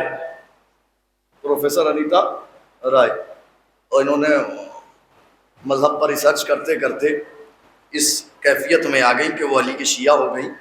اور بعد میں انہوں نے سیرت نبی پہ ایک کتاب لکھی، اور کتاب لکھتے لکھتے ایک اسٹیٹمنٹ جاری کیا کہ مجھے آج تک مسلمانوں کا میڈیا اور نیٹ ورکنگ سسٹم نہیں سمجھ میں آیا. میڈیا اور نیٹ ورکنگ سسٹم نہیں سمجھ میں آیا. وہ کہتی ہے کہ مسلمانوں نے اپنی کتابوں میں لکھا کہ سرکار ختمی مآب نے اپنے چچا سرکار ابو طالب کے کان میں چپکے سے آخری وقت کہا کیا؟ چچا جان کلمہ پڑھ لیجئے. اس نے آج تک کسی نے وہ سوال ہی نہیں کیا جو پروفیسر انیتا رائے نے کیا ہے میرے سرکار. وہ کہتی ہے کہ پہلی بات تو یہ، میں ابھی آپ کو قریب بولا ہوں اور کچھ کان میں کہوں اور سن لے پورا مجمع، تو یہ کان میں کہنے کا فائدہ کیا ہے؟ اور دیکھیے اس کا سوال دیکھیے گا، اس منظر کو ذہن میں رکھیے گا، اس کا سوال دیکھیے گا. وہ کہتی ہے پہلی بات تو یہ کہ مسلمان مجھے مل کے بتائیں وہ رسول ہی کیسا جو کچھ چھپانا چاہے نہ چھپا سکے. ہاں کاش ندرت سمجھتے آپ، کاش ندرت محسوس کرتے. کیا وہ رسول ہی کیسا جو بھائی کان میں بتانے کا مطلب یہی ہے نا چھپانا چاہتے تھے. کیا وہ رسول ہی کیسا جو کچھ چھپانا چاہے نہ چھپا سکے. وہ کہتی ہے مجھے مسلمانوں کا نیٹ ورکنگ سسٹم بھی نہیں سمجھ میں آیا. وہ کہتی ہے کہ آج بھی ہمارے یہاں سسٹم یہ ہے کہ آپ کسی گاؤں میں ہو، کسی نیٹ ورک کا سسٹم یہ ہوتا ہے کہ آپ کسی گاؤں میں ہو، آپ سندھولی میں ہو، تسا میں ہو، جولی میں ہو، کہیں بھی ہو، چتوڑا میں ہو، اگر کسی کی کال آ جاتی ہے، آپ دلی میں رہتے ہیں، گاؤں آتے ہیں اپنے، سندھولی آ جاتے ہیں. کبھی کبھی ایسا ہوتا ہے کہیں پہ ایسی جگہ بھی ہوتی ہے آپ کسی ایسے حجرے میں ہوتے ہیں، ایسے کمرے میں ہوتے ہیں، نیٹ ورک نہیں ملتا. جب نیٹ ورک نہیں ملتا تو آپ کیا کرتے ہیں؟ دروازہ کھولتے ہیں، باہر آ جاتے ہیں، سڑکوں پہ آ جاتے ہیں، شاہراہوں میں آ جاتے ہیں، چھتوں پہ چلے جاتے ہیں، میدانوں میں چلے جاتے ہیں، یعنی بند مکان میں ہوتے ہیں، نیٹ ورک نہیں ملتا، کھلی جگہ پہ آ جاتے ہیں، نیٹ ورک مل جاتا ہے. پروفیسر انیتا رائے کہتی ہے مجھے مسلمانوں کا نیٹ ورکنگ سسٹم اس لیے نہیں سمجھ میں آیا کہ جو نبی نے چپکے سے کان میں کہا وہ سب نے سنا جو کھلے میدان میں.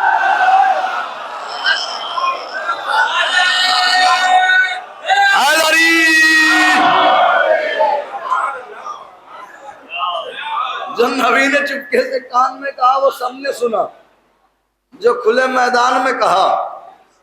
پروفیسر انیتا رائے کتنی شخصیتیں ہو گئیں؟ جزاک اللہ. 5. اس وقت پاکستان میں جو اتنی بڑی شیعت ہے، شیعت کی تعداد ہے، اس میں سب سے اہم رول ہے مبلغ اعظم علامہ محمد اسماعیل دیوبندی کا. انہوں نے پڑھتے پڑھتے نہ جانے کیا محسوس کیا، علی کی ولایت کا اعلان کر دیا. لیکن اعلان کیا سب کا خطاب پہلے دن اب علی سے نہیں ہے، آئیے اتریے دل میں علی کی ولایت. خطاب علی سے نہیں ہے بلکہ خطاب جناب سیدہ سے. بنیاد بتا رہے ہیں یہ علماء. علی کی طرف آنے کا مطلب یہ ہے کہ زہرا کے قاتلوں کے لیے نفرت ہوگی. بنیاد قائم کر رہے ہیں. کیا قائم کی؟ آئے علی کی محبت دل میں اتری. انہوں نے بھی وہی اعلان کیا آج کے بعد میں وہ نماز پڑھاؤں گا جو علی کے چاہنے والے پڑھتے ہیں. اور اب جناب سیدہ سے خطاب کیا، جنت البقیع کا رخ کیا، فرمایا نبی کی بیٹی آپ کے شوہر کی ولایت دل میں اتر چکی ہے، بس کرم اتنا کر دیجئے مجھے وہ علم عطا کر دیجئے کہ جب بھی آپ کا کوئی دشمن میرے سامنے آئے اسے ایسا جواب دوں کہ اس کی نسلیں یاد رکھیں. ہائے ہائے، اسے ایسا جواب دوں کہ اس کی نسلیں یاد رکھیں. اب ہوا یہ کہ جہاں جہاں تقریر کر رہے ہیں مبلغ اعظم، وہاں وہاں مجمع یہ کثیر تعداد میں، لاکھوں کی تعداد میں، اور لوگ ہزاروں کی تعداد میں شیعہ ہوتے چلے جا رہے ہیں، پورا کا پورا گاؤں ایک ساتھ شیعہ ہو رہا ہے، ایک ساتھ علی کی ولایت کی طرف منتقل ہو رہے ہیں، ایک ساتھ علی کی ولایت کی طرف آ رہے ہیں۔ تبلیغ کا اتنا بڑا اثر پاکستان نے اس سے پہلے کبھی دیکھا ہی نہیں تھا۔ جب یہ اتنا بڑا اثر دیکھا، علماء پریشان ہوئے، ہمیں ہمارا ہی مار رہا ہے، ہمیں ہمارا ہی کاٹ رہا ہے، ہمیں ہمارا ہی مار رہا ہے، ہمیں ہمارا ہی کاٹ رہا ہے، ہمیں ہمارا ہی جواب دے رہا ہے، اب کیا کیا جائے؟ تو سارے مذہب کے علماء اکٹھا ہوئے، انہوں نے کہا ایک کام کرتے ہیں، انہی سے مناظرہ کر لیتے ہیں، پتہ چل جائے گا کہ ان کی قوم کتنے پانی میں ہے۔ تو کہا ٹھیک ہے بھائی کر لیتے ہیں۔ سارے علماء نے اپنے سوالات سوچے، سارے سوالات سوچے گئے، آخر میں ایک سوال پر بات طے ہوئی کہ اسی سوال پر مناظرہ کرنا ہے، اسی بات پر مناظرہ کرنا ہے۔ بات یہ ہوئی کہ اچھا علامہ جہاں بھی جاتے ہیں پورے مجمع سے پوچھتے ہیں بتاؤ نبی کے جنازے میں کون تھا کون نہیں تھا؟ جنازے میں کون تھا؟ کوئی نہیں تھا۔ کہ اسی بات پہ آؤ چلو، اچھا دیکھیے قاتل نہیں، ظالم، مجرم، خنجر بھی اپنے مزاج کا تلاش کر رہا ہے، کیا گفتگو کرنی ہے تو اسی پہ کرنی ہے، کون نبی کے جنازے میں تھا کون نہیں تھا۔ تو سارے علماء نے کچھ سوالات سوچے، سوچنے کے بعد علامہ کے پاس آئے، کہا علامہ وہ ہم آپ سے مناظرہ کرنا چاہتے ہیں، سرکار آپ ہمیں تاریخ دے دیں۔ علامہ نے تاریخ دے دی، وہ تاریخ آئی، سارے علماء اکٹھا ہوئے اور ہزاروں کی تعداد میں، لاکھوں کی تعداد میں مسلمان اکٹھا ہوئے، سنی شیعہ تمام مذہب کے، اور دیوبندی، بریلوی، حنبلی، شافعی، سارے مسلک کے لوگوں کا مجمع لگا ہوا، سارے علماء آ کر کے بیٹھ گئے۔ علامہ آخر میں انہوں نے اپنا بوریوں سے بھرا ہوا، کتابوں سے بھرا ہوا وہ بوریا اٹھایا، کاندھوں پر رکھا، چلے اور وہاں پہنچ گئے بزم میں۔ لیجیے عزیزان گرامی، علامہ صاحب اپنی جگہ پر بیٹھے، فرمایا کہ بتائیے بھائی آپ کس بات میں مناظرہ کرنا چاہتے ہیں؟ کہا سرکار یہ بتائیے آپ جہاں جاتے ہیں ہماری قوم کے لوگوں کو آپ بہکا دیتے ہیں یہ پوچھ کر کے کہ نبی کے جنازے میں کون تھا کون نہیں تھا۔ میری طرف دیکھیں میرے بھائی، نبی کے جنازے میں آپ منحرف کر دیتے ہیں ہمارے لوگوں کو یہ سوال کر کے کہ نبی کے جنازے میں کون تھا کون نہیں تھا۔ کہا علامہ صاحب ہم آپ سے کچھ سوال کرنا چاہتے ہیں اور اسی پر گفتگو کریں گے۔ کہا بتائیے کیسا سوال کرنا چاہتے ہیں؟ کہا علامہ صاحب یہ بتائیے کیا آپ نبی کو زندہ تسلیم کرتے ہیں؟ کہا بالکل کرتے ہیں۔ کہا یہ بتائیے کیا نبی کو حاضر و ناظر مانتے ہیں؟ کہا بالکل حاضر و ناظر مانتے ہیں۔ علماء کہتے ہیں علامہ صاحب یہ بتائیے کیا آپ مانتے ہیں کہ ہمارا نبی ہماری بزم میں اس وقت موجود ہے اور ہمیں دیکھ رہا ہے؟ کہا بالکل مانتا ہوں، ہمارا نبی ہماری بزم میں موجود ہے اور ہمیں دیکھ رہا ہے، وہ زندہ ہے۔ کہا اچھا بالکل یقین ہے؟ کہا بالکل یقین کامل ہے۔ کہا پھر سے ایک بار بتا دیجئے کہ نبی موجود ہے، نبی حاضر و ناظر ہے، آپ کا یقین ہے؟ کا یقین کامل ہے۔ کہا علامہ صاحب تو عجیب بات کرتے ہیں آپ، ایک طرف آپ نبی کو زندہ تسلیم کرتے ہیں، دوسری طرف قوم کے لوگوں سے پوچھتے ہیں نبی کے جنازے میں کون تھا کون نہیں تھا۔ علامہ جب آپ نبی کو زندہ مانتے ہیں تو زندہ نبی کا جنازہ کہاں سے آیا؟ علامہ جب آپ نبی کو زندہ مانتے ہیں تو زندہ نبی کا جنازہ کہاں سے آیا؟ علامہ نے اپنی کتابوں کا بوریا اٹھایا، کاندھوں پر رکھا، واپس جانے لگے۔ بلا تشبیہ کسی نے کلائی تھام دی، کہا علامہ کہاں جا رہے ہیں؟ جواب دے کر کے جائیے، قوم انتظار کر رہی ہے۔ علامہ رکے ایک جملہ کا جواب دے تو دوں، مگر پہلے ہی سمجھ میں سے یہ وعدہ لے لو، یہ عہد لے لو، یہ پیمان لے لو، کیا کہ میں جواب تو دے دوں گا، یہ ناراض نہیں ہوں گے۔ مجمع سے وعدہ لیا ہے تو پیمان لیا، کوئی ناراض نہیں ہوگا، مطمئن ہو کر کے علامہ کا جواب سننا ہے، کوئی اختلاف نہیں ہونا چاہیے، کوئی جھگڑا نہیں ہونا چاہیے۔ جب سارے علماء نے میری طرف دیکھے، جب سارے علماء نے سب سے وعدہ لے لیا تو آخر میں اب علماء سے علامہ نے کہا کہ ہاں بھائی بتائیے اب کیا سوال کر رہے تھے آپ؟ کہا یہ بتائیے آپ نبی کو زندہ مانتے ہیں؟ کہا بالکل مانتا ہوں۔ کہا نبی کو موجود مانتے ہیں؟ کہا بالکل مانتا ہوں۔ نبی کو حاضر و ناظر مانتے ہیں؟ کہا بالکل مانتا ہوں۔ کہا علامہ جب آپ نبی کو زندہ مانتے ہیں تو زندہ نبی کا جنازہ کہاں سے آیا؟ مبلغ اعظم علامہ محمد اسماعیل دیوبندی نے عجیب تاریخی جواب دیا، عقل کے اندھو، جب زندہ نبی کا جنازہ نہیں ہوتا پھر زندہ نبی کا خلیفہ کہاں سے آیا؟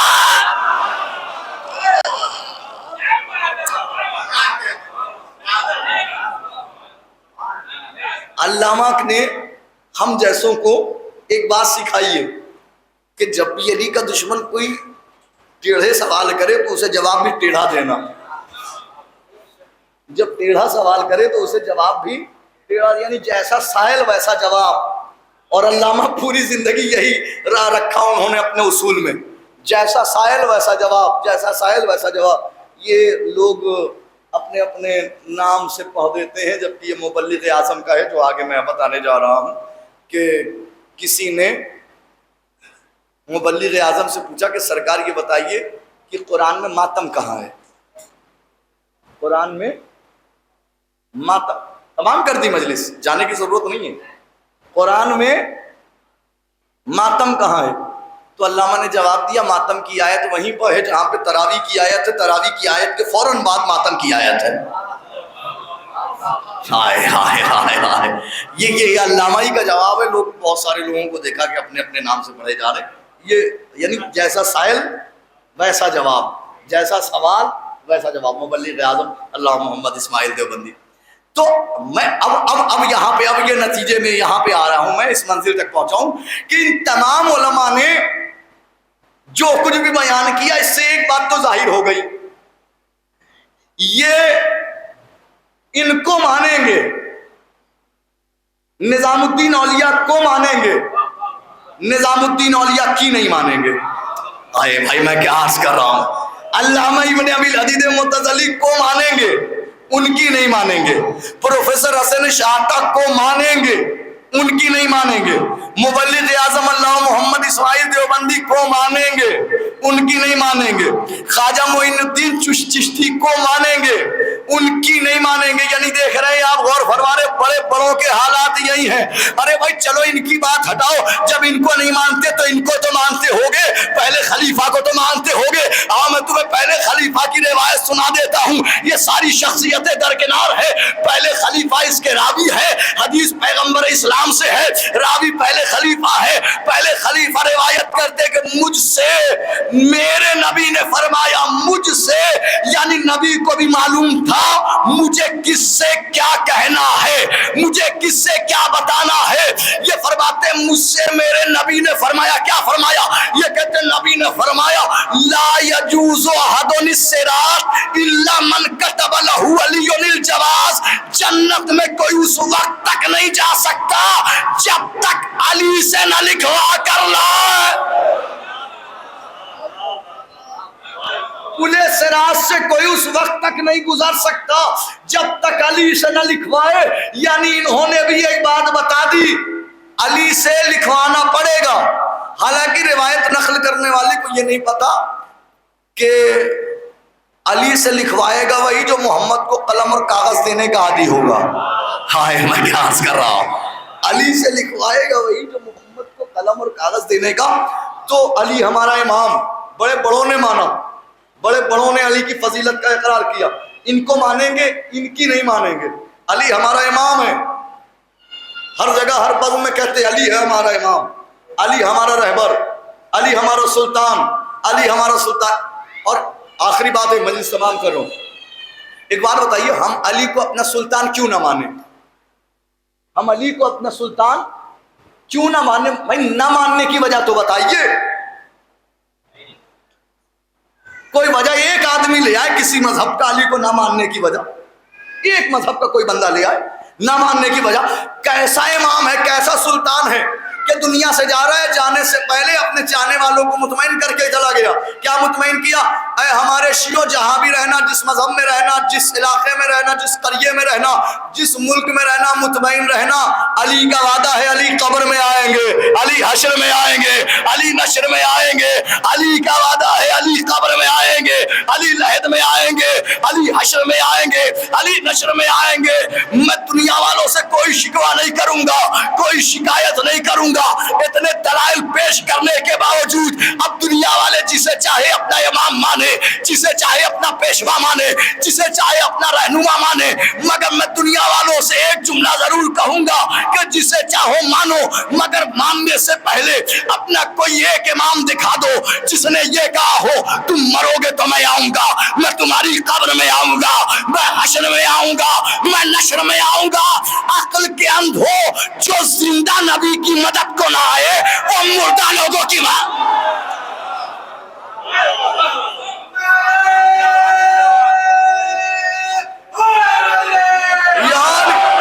جو زندہ نبی کی مدد کو نہ آئے وہ مردہ لوگوں کی مدد کو۔ ویسے بھی اتفاق کی اولادیں کیا جانے کہ علی کیا ہے،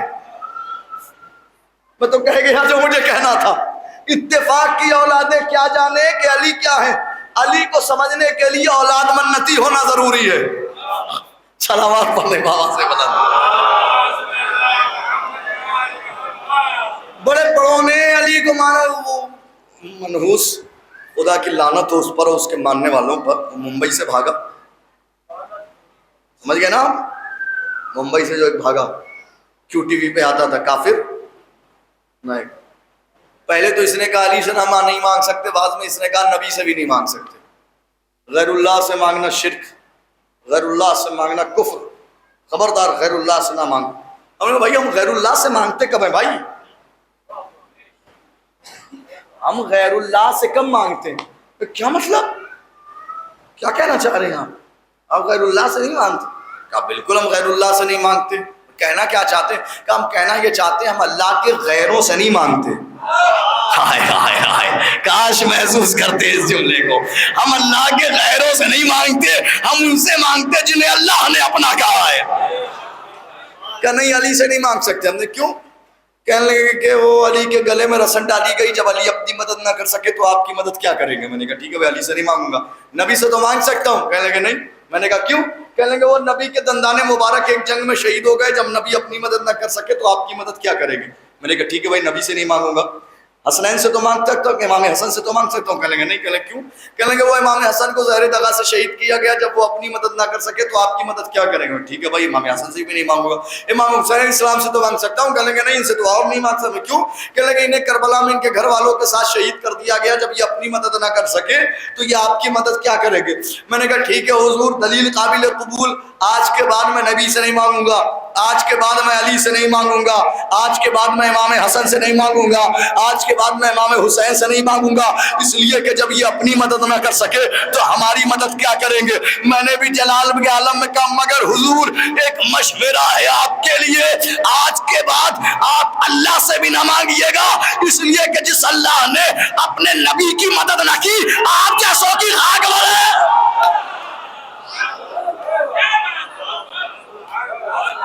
जिसने अपने नबी की मदद न की, गैरुल्लाह से मांगना, गैरुल्लाह से मांग। अली को बुलाते हैं भाई, उसी को बुलाएंगे जिसने आने का वादा किया है। अली हमारा इमाम, अली हमारा रहबर, अली हमारा पेशवा। ऐसा सुल्तान है ही नहीं, गुजरा ही नहीं तारीख में, नबियों में ऐसा सुल्तान नहीं गुजरा जैसे 4.5 साल अली की हुकूमत गुजरी है। कौन है ऐसा सुल्तान जो अपना खाना दूसरों को पेश कर दे? एक खतीब मिंबर पर बैठा हुआ है, कहता है अली का दिल में बोझ है, अली को गुजरता हुआ देखा, कहता मैं कनाअत पसंद हूँ। अली ने फरमाया तू जानता भी कनाअत किसे कहते हैं? कहाँ जानता हूँ? क्या? कहा कि ना मिले तो सब्र करता हूँ, मिल जाए तो खा लेता हूँ। अली ने कहा कनाअत इसे नहीं कहते। कहा तो फिर आप ही बता दीजिए किसे कहते हैं? अली ने जवाब दिया सुन, कनाअत इसे कहते हैं कि न मिले तो सब्र करता हूँ, मिल जाए तो बांट देता हूँ। अली जैसा इमाम, दस्तरखाने इमाम सजा हुआ है, एक साइल है, खाता जा रहा है, झोलियां भरता जा रहा है। इमाम ने फरमाया मुतमईन हो के खा ले, तुझे बाद में ले जाने से कोई नहीं रोकेगा, कोई नहीं टोकेगा। कहा ये मैं अपने लिए नहीं ले रहा हूँ। कहा फिर किसके लिए? कहा उसके लिए ले रहा हूँ कि जिसने मुझे आपके दस्तरखान तक पहुँचाया है। कहा कि जानता है कौन है वो? क्या नाम है उसका? कहा मैं जानता तो नहीं हूँ मौला, मगर उसके भी जिस्म से ऐसी खुशबू आती है जैसी आपके जिस्म से आती है। सकता अली का सुल्तान। इमाम हसन और इमाम हुसैन अलैहिस्सलाम बाप को दफन करके वापस आ रहे हैं, एक साया से मुलाकात हुई, रोता बिलखता देख लिया। क्या बात है, क्यों रो रहा है, क्यों तड़प रहा है? क्या अपने लिए नहीं रो रहा हूँ? अली जैसा इमाम, अली जैसा सुल्तान, अली जैसा पेशवा कायनात में हो ही नहीं सकता। कहीं मैं अपने लिए नहीं रो रहा हूँ, भूखा हूँ इसलिए नहीं रो रहा हूँ, प्यासा हूँ इसलिए नहीं रो रहा हूँ। कहा फिर? क्या एक आता था मेरे पास बैठ जाता था, चूंकि मेरे हाथ नहीं हो, मैं नाबीना भी हूं, तो मेरे पास बैठ जाता था और बैठकर अपने हाथों से मुझे खिलाता था। क्या जानता है, पहचानता है वो कौन था? क्या नहीं मैं नहीं जानता हूं। जब भी उससे मैंने उसका नाम पूछा तो वैसे ना जवाब दे दिया कि गरीबुन जालिसा गरीबा, एक गरीब गरीब के पास बैठा है, यतीमुन जालिसा यतीमा, कि यतीम यतीम के पास बैठा है। कभी उसने अपना नाम नहीं बताया।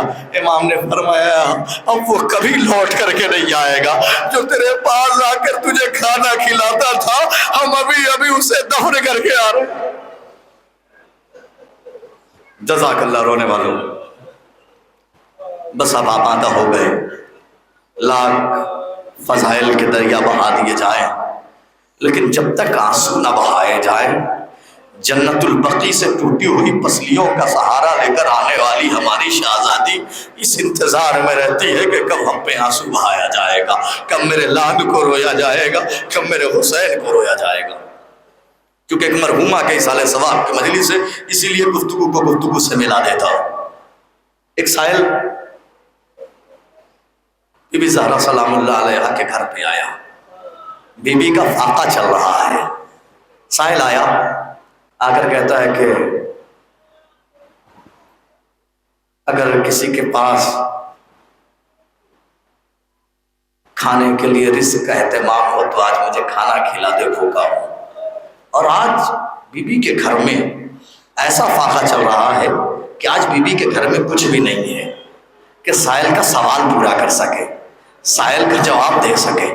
تو بی بی نے سلمان کو قریب بلایا، اب بلا کے فرمایا، سلمان آج میرے گھر میں کچھ بھی نہیں ہے، میں خود فاقے سے ہوں، میں اس سوال سائل کا جواب کیسے مکمل کروں، اس سائل کو جواب کیسے دوں؟ یہ کہنے کے بعد بی بی نے اپنی یمنی چادر نکالی اور نکال کے فرمایا، سلمان اس یمنی چادر کو لو بازار میں جا کر بیچ دو اور اس سے جو درہم و دینار مل جائے سائل کو دے دو۔ سلمان چادر لے کر کے چلے، بازار میں آئے۔ سلمان کی زبان کہے کیسے کہ میں نبی کی بیٹی کی چادر بیچنے آیا۔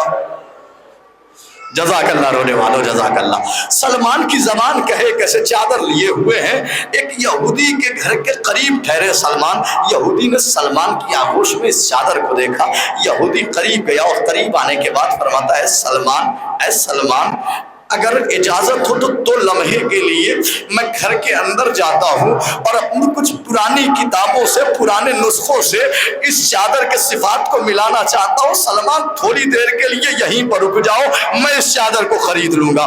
یہ کہنے کے بعد وہ یہودی گھر کے اندر گیا، پرانی کتابوں کے نسخے نکالے، اس میں لکھا ہوا تھا کہ آخری زمانے میں ایک نبی کی بیٹی، آخری نبی وہ ہوگا کہ جس کی نبی کی بیٹی کی چادر بازار میں بکنے کے لیے آئے گی، اور اس کے صفات یہ ہوں گے۔ جب سارے صفات اس نے پڑھ لیے اور چادر سے ان تمام صفات کو منطبق کر لیا، تب سلمان کے پاس آیا، آ کے فرماتا ہے، سلمان میں اس چادر کو خریدوں گا مگر یہاں نہیں خریدوں گا، پہلی بات تو یہ کہ مجھے نبی کی بارگاہ میں لے کر کے چلو۔ سلمان اسے لے کر کے چلے، نبی کی بارگاہ میں آئے، اس نے کہا، یا رسول اللہ مجھے کلمہ پڑھا دیجئے۔ نبی نے کلمہ پڑھایا، مسلمان ہوا۔ سلمان کہتے ہیں، اب تو اس چادر کو خرید لے۔ اب اس نے عجیب جواب دیا، وہ کہتا ہے، سلمان جس چادر کو میں نے یہودی ہو کر ہاتھ نہ لگایا، اسے مسلمان ہو کر کے کیسے ہاتھ؟ یعنی آپ نے غور کیا مصائب کا مقام کہ ایک یہودی ایک دن کا مسلمان زہرا کی چادر کو چھونے کے لیے آوازہ نہیں، ہائے کربلا میں شام غریبہ زہرا کی بیٹیاں زینب و ام کلثوم۔ جزاک اللہ۔ شہزادی آپ کا پرسہ قبول فرمائیں، شہزادی آپ کے آنسوؤں کو قبول فرمائیں۔ مکمل کر دیتا مصائب، مگر 2 جملے بی بی کے مصائب کے سن لیجئے، مصائب تمام کر دیں۔ آخری وقت ہے جناب خدیجہ سلام اللہ علیہا کا، آخری وقت۔ نبی نے فرمایا، بی بی کوئی خواہش ہے؟ کہ خواہش بس اتنی ہے کہ مجھے اپنے لباس کا کفن دے دیجئے گا۔ جبرائیل امین آ گئے جنت سے کفن لے کر کے۔ رسول اللہ نے فرمایا، اللہ نے آپ کے لیے جنت سے کفن بھیجا۔ کہ کوئی اور تمنا، کوئی اور خواہش؟ فرمایا جناب خدیجہ نے کہ میرے والی و وارث پر اتنی تمنا ہے کہ میرے جانے کے بعد میری بیٹی کا خیال رکھیے گا۔ وہ میں تو کہہ گیا جو مجھے کہنا تھا کہ میرے والی و وارث میرے جانے کے بعد میری بیٹی کا خیال رکھیے گا۔ میرے جانے کے بعد میری اتنا کہنا تھا۔ نبی کی آنکھ سے آنسو جاری ہو گئے۔ جناب خدیجہ نے روتا ہوا دیکھا، تڑپ گئی کہ کیا بات ہے، مجھ سے کوئی خطا ہو گئی، کوئی غلطی ہو گئی، آپ رونے کیوں لگے؟ کیا تم سے کوئی خطا نہیں ہوئی؟ کہ پھر یا رسول اللہ کیوں رونے لگے؟ کیا پتا تو نہیں سکتا، دکھا سکتا ہوں۔ یہ کہنے کے بعد فرمایا، خدیجہ ذرا میری 2 انگلیوں کے درمیان میں دیکھو۔ اب جو خدیجہ نے 2 انگلیوں کے درمیان میں دیکھا، سر و سینہ پیٹ کے فرمایا، اے میرے والی و وارث، ارے یہ کیسا دربار ہے جہاں صحابی بیٹھا ہے، میری زہرا کھڑی ہے، کمر خمیدہ ہے، کمر جھکی۔ جزاک اللہ جزاک اللہ جزاک اللہ. خدا آپ کے شہزادی جناب زہرا کی قبر کی زیارت نصیب فرمائے. مولا آپ سب کو سلامت رکھ کے خوب پرسا دیا آپ نے. جزاک اللہ. آخری 2-3 جملے تمام کر لو مجلس. امام حسن علیہ السلام خطبہ دے رہے. خطبہ دیتے دیتے گھر کے جلنے کی تذکرہ آ گیا, گھر کے جلنے کا ذکر آ گیا. خطبہ دے رہا ہے میرا امام. سائل کھڑا ہوا, کہتا مولا ہم دیکھتے ہیں جب بھی یہ گفتگو نکلتی آپ تڑپ جاتے ہیں. مولا اپنے وہ مصائب بتائیے, مولا اپنے وہ مصائب بتائیے جو میں قبر میں بھی نہ بھول پاؤں. کہا سائل تو نے بڑا عجیب سوال کر لیا. کہا سائل جواب سنے گا, سن سکے گا؟ جی میرے آقا, جی میرے سلطان. کہا سائل سن, ہماری سب سے بڑی مصیبت کون سی ہے؟ ہماری سب سے بڑی مصیبت وہ ہے کہ جب ہماری ماں کے پہلو پہ جلتا ہوا دروازہ گرایا گیا. جزاک اللہ رونے والوں, جزاک اللہ. ہماری سب سے بڑی مصیبت وہ ہے کہ جب ہماری ماں کے پہلو پہ جلتا ہوا دروازہ گرایا گیا. مولا اس وقت آپ پر کون سی مصیبت ٹوٹی؟ کہ سائل سن, ہمارے گھر کا دروازہ جلایا گیا. دروازے در اور دیوار کے بیچ میں ہماری ماں پس چکی تھی. ادھر ہماری ماں دروازے کے نیچے تھی, ادھر مسلمان گھر کے اندر دروازے کو رونتے ہوئے گھر کے اندر داخل ہوئے. ادھر میری ماں دروازے کے نیچے, ادھر میرے بابا علی کے گلے میں رسن ڈال دی گئی, پشت پہ تازیانے مارنے شروع کیے. ادھر میرے بابا علی کے تازیانے, ادھر میری ماں چلتے ہوئے دروازے کے نیچے. مولا سب سے بڑی مصیبت کیا ہے؟ کہ مصیبت یہ ہے ادھر بابا کے گلے میں رسن, ادھر میری ماں چلتے ہوئے دروازے کے پیچھے, اور دونوں کے درمیان میں میں اور میرا چھوٹا بھائی حسین, ہم دونوں یہ فیصلہ نہیں کر پا رہے تھے پہلے اماں کو بچائے یا پہلے بابا. جزاک اللہ جزاک اللہ رونے والوں, جزاک اللہ. آخری فقرہ سن لیجیے, آخری فقرہ سن لیجیے. وصیت فرمائی بی بی نے, یا علی مجھے شب کی تاریکی میں دفن کیجیے گا. یا علی میرے جنازے میں فلاں فلاں فلاں کو شریک نہ ہونے دیجیے گا. یا علی میری شہادت کے بعد مجھے تنہا نہ چھوڑیے گا, کبھی کبھی میری قبر پہ آ کر مجھے سلام کرتے رہیے گا. یہ کہنے کے بعد میں نے فرمایا, یا علی میرے جانے کے بعد میرے حسین کا خیال رکھیے گا. میرا بچہ حسین راتوں کو چوک کر پانی مانگتا. آخری جملہ, آخری فقرہ ہے. علی نے فرمایا, بی بی علی کے بھی کچھ گزارشات ہیں. کبھی بھی پہلی بات تو یہ کہ جب اپنے بابا سے ملیے گا تو اپنے بابا سے میری شکایت نہ کیجیے گا اگر حق خدمت میں کوئی کمی رہ گئی ہو. اور یہ کہنے کے بعد فرمایا, بی بی اپنے بابا کو بتائیے گا ان کی امت نے علی کو بہت ستایا ہے. یہ کہنے کے بعد فرمایا, بی بی آپ نے کہا میری قبر پہ آ کے سلام کیجیے, میں آپ کی قبر پہ آ کے سلام کرتا رہوں گا, لیکن بی بی شرط محبت یہ ہے کہ جب میں سلام کروں تو جواب سلام اپنے کانوں سے سنوں. لیجیے رونے والوں, اب سنیے. روایت یہ کہتی ہے تمام وصیتیں ہو چکی. بی بی نے فرمایا, یا علی بچوں کو نانا کے مزار پر بھیج دیجیے. بچوں کو نانا کے مزار پر بھیجا, بیٹیوں کو کنیزوں کے ہمراہ. روایت کہتی ہے گھر کا دروازہ بند کیا. روایت کہتی ہے ابھی دروازہ بند ہی ہوا تھا کہ پھر سے کسی نے گھر پہ دست الباب کیا. اب علی نے دروازہ کھولا تو عجیب منظر دیکھا, جن بچوں کو نانا کے مزار پر بھیجا تھا وہ بچے سر و سینہ پیٹتے ہوئے گھر کے قریب آ رہے ہیں. تڑپ کے علی کہتے, بچوں تمہیں تو اپنے نانا کے مزار پر بھیجا تھا. حسنین تڑپ کہتے, بابا ہم نانا کے مزار پہ ابھی پہنچے ہی تھے کہ ابراہیم خلیل اللہ کی آواز آئی, یا رسول اللہ فاطمہ کے یتیم آ رہے ہیں. یا رسول اللہ فاطمہ کے یتیم آ رہے ہیں. بابا ہماری ماں خیریت سے تو ہے. جزاک اللہ رونے والوں. پھر سے فرمایا, بچوں تمہاری ماں خیریت سے, بچوں نانا کے مزار پر چلے جاؤ. بچے نانا کے مزار پر چلے گئے. روایت کہتی ہے اب علی واپس آئے، بیوی نے فرمایا یا علی اب آپ بھی مسجد میں چلے جائیے۔ علی مسجد میں چلے گئے، بیوی نے کنیز سے فرمایا کنیز جب تک ذکر الہی کی آواز آتی رہے سمجھ لینا کہ نبی کی بیٹی زندہ ہے، جب ذکر الہی کی آواز بند ہو جائے سمجھ لینا کہ اب نبی کی بیٹی اس دنیا میں نہ رہی۔ روایت کہتی ہے کہ جب تک آواز آتی رہی، ایک وقت ایسا بھی آیا کہ ذکر الہی کی آواز بند ہوئی، اب کنیز کرے تو کیا کرے، کس کو بلائے، کس سے کیا کہے، دوڑی صحن مسجد میں پہنچی، اب پہنچ کے کچھ کہہ تو نہیں پائی، بس علی سے ایک جملہ کہہ دیا، ایک آیت پڑھ دی، یا علی انا للہ، یا علی انا للہ، یا علی انا للہ۔ جزاک اللہ رونے والوں، شہزادی آپ کا پرسہ قبول فرمائے۔ رونے والوں بس آخری جملے سن لو، مصائب تمام کر رہا ہوں۔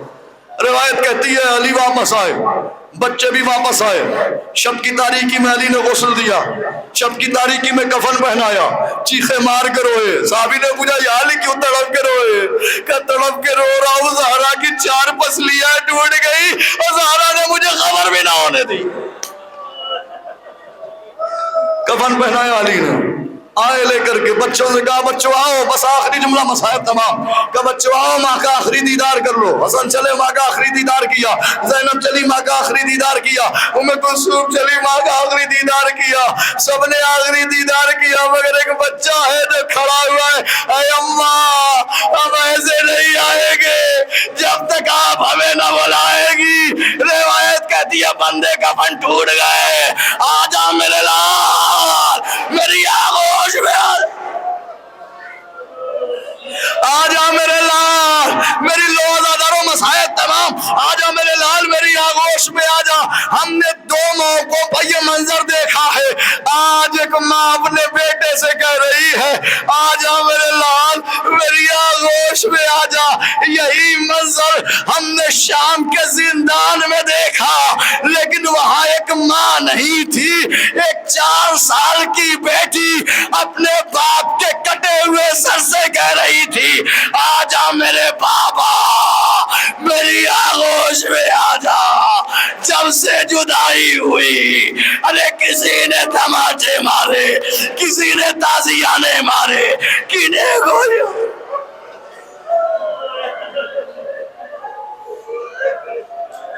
الذین ظلموا ایام انقلبوا انا للہ و انا الیہ راجعون۔ رضم بقضائہ و تسلیما لامرہ۔ بارے اللہ تجھے واسطہ محمد و آل محمد کا ہمارے ان آنسوؤں کو قبول فرما، ہمارے ان آنسوؤں کو زخم جناب فاطمہ الزہرا سلام اللہ علیہا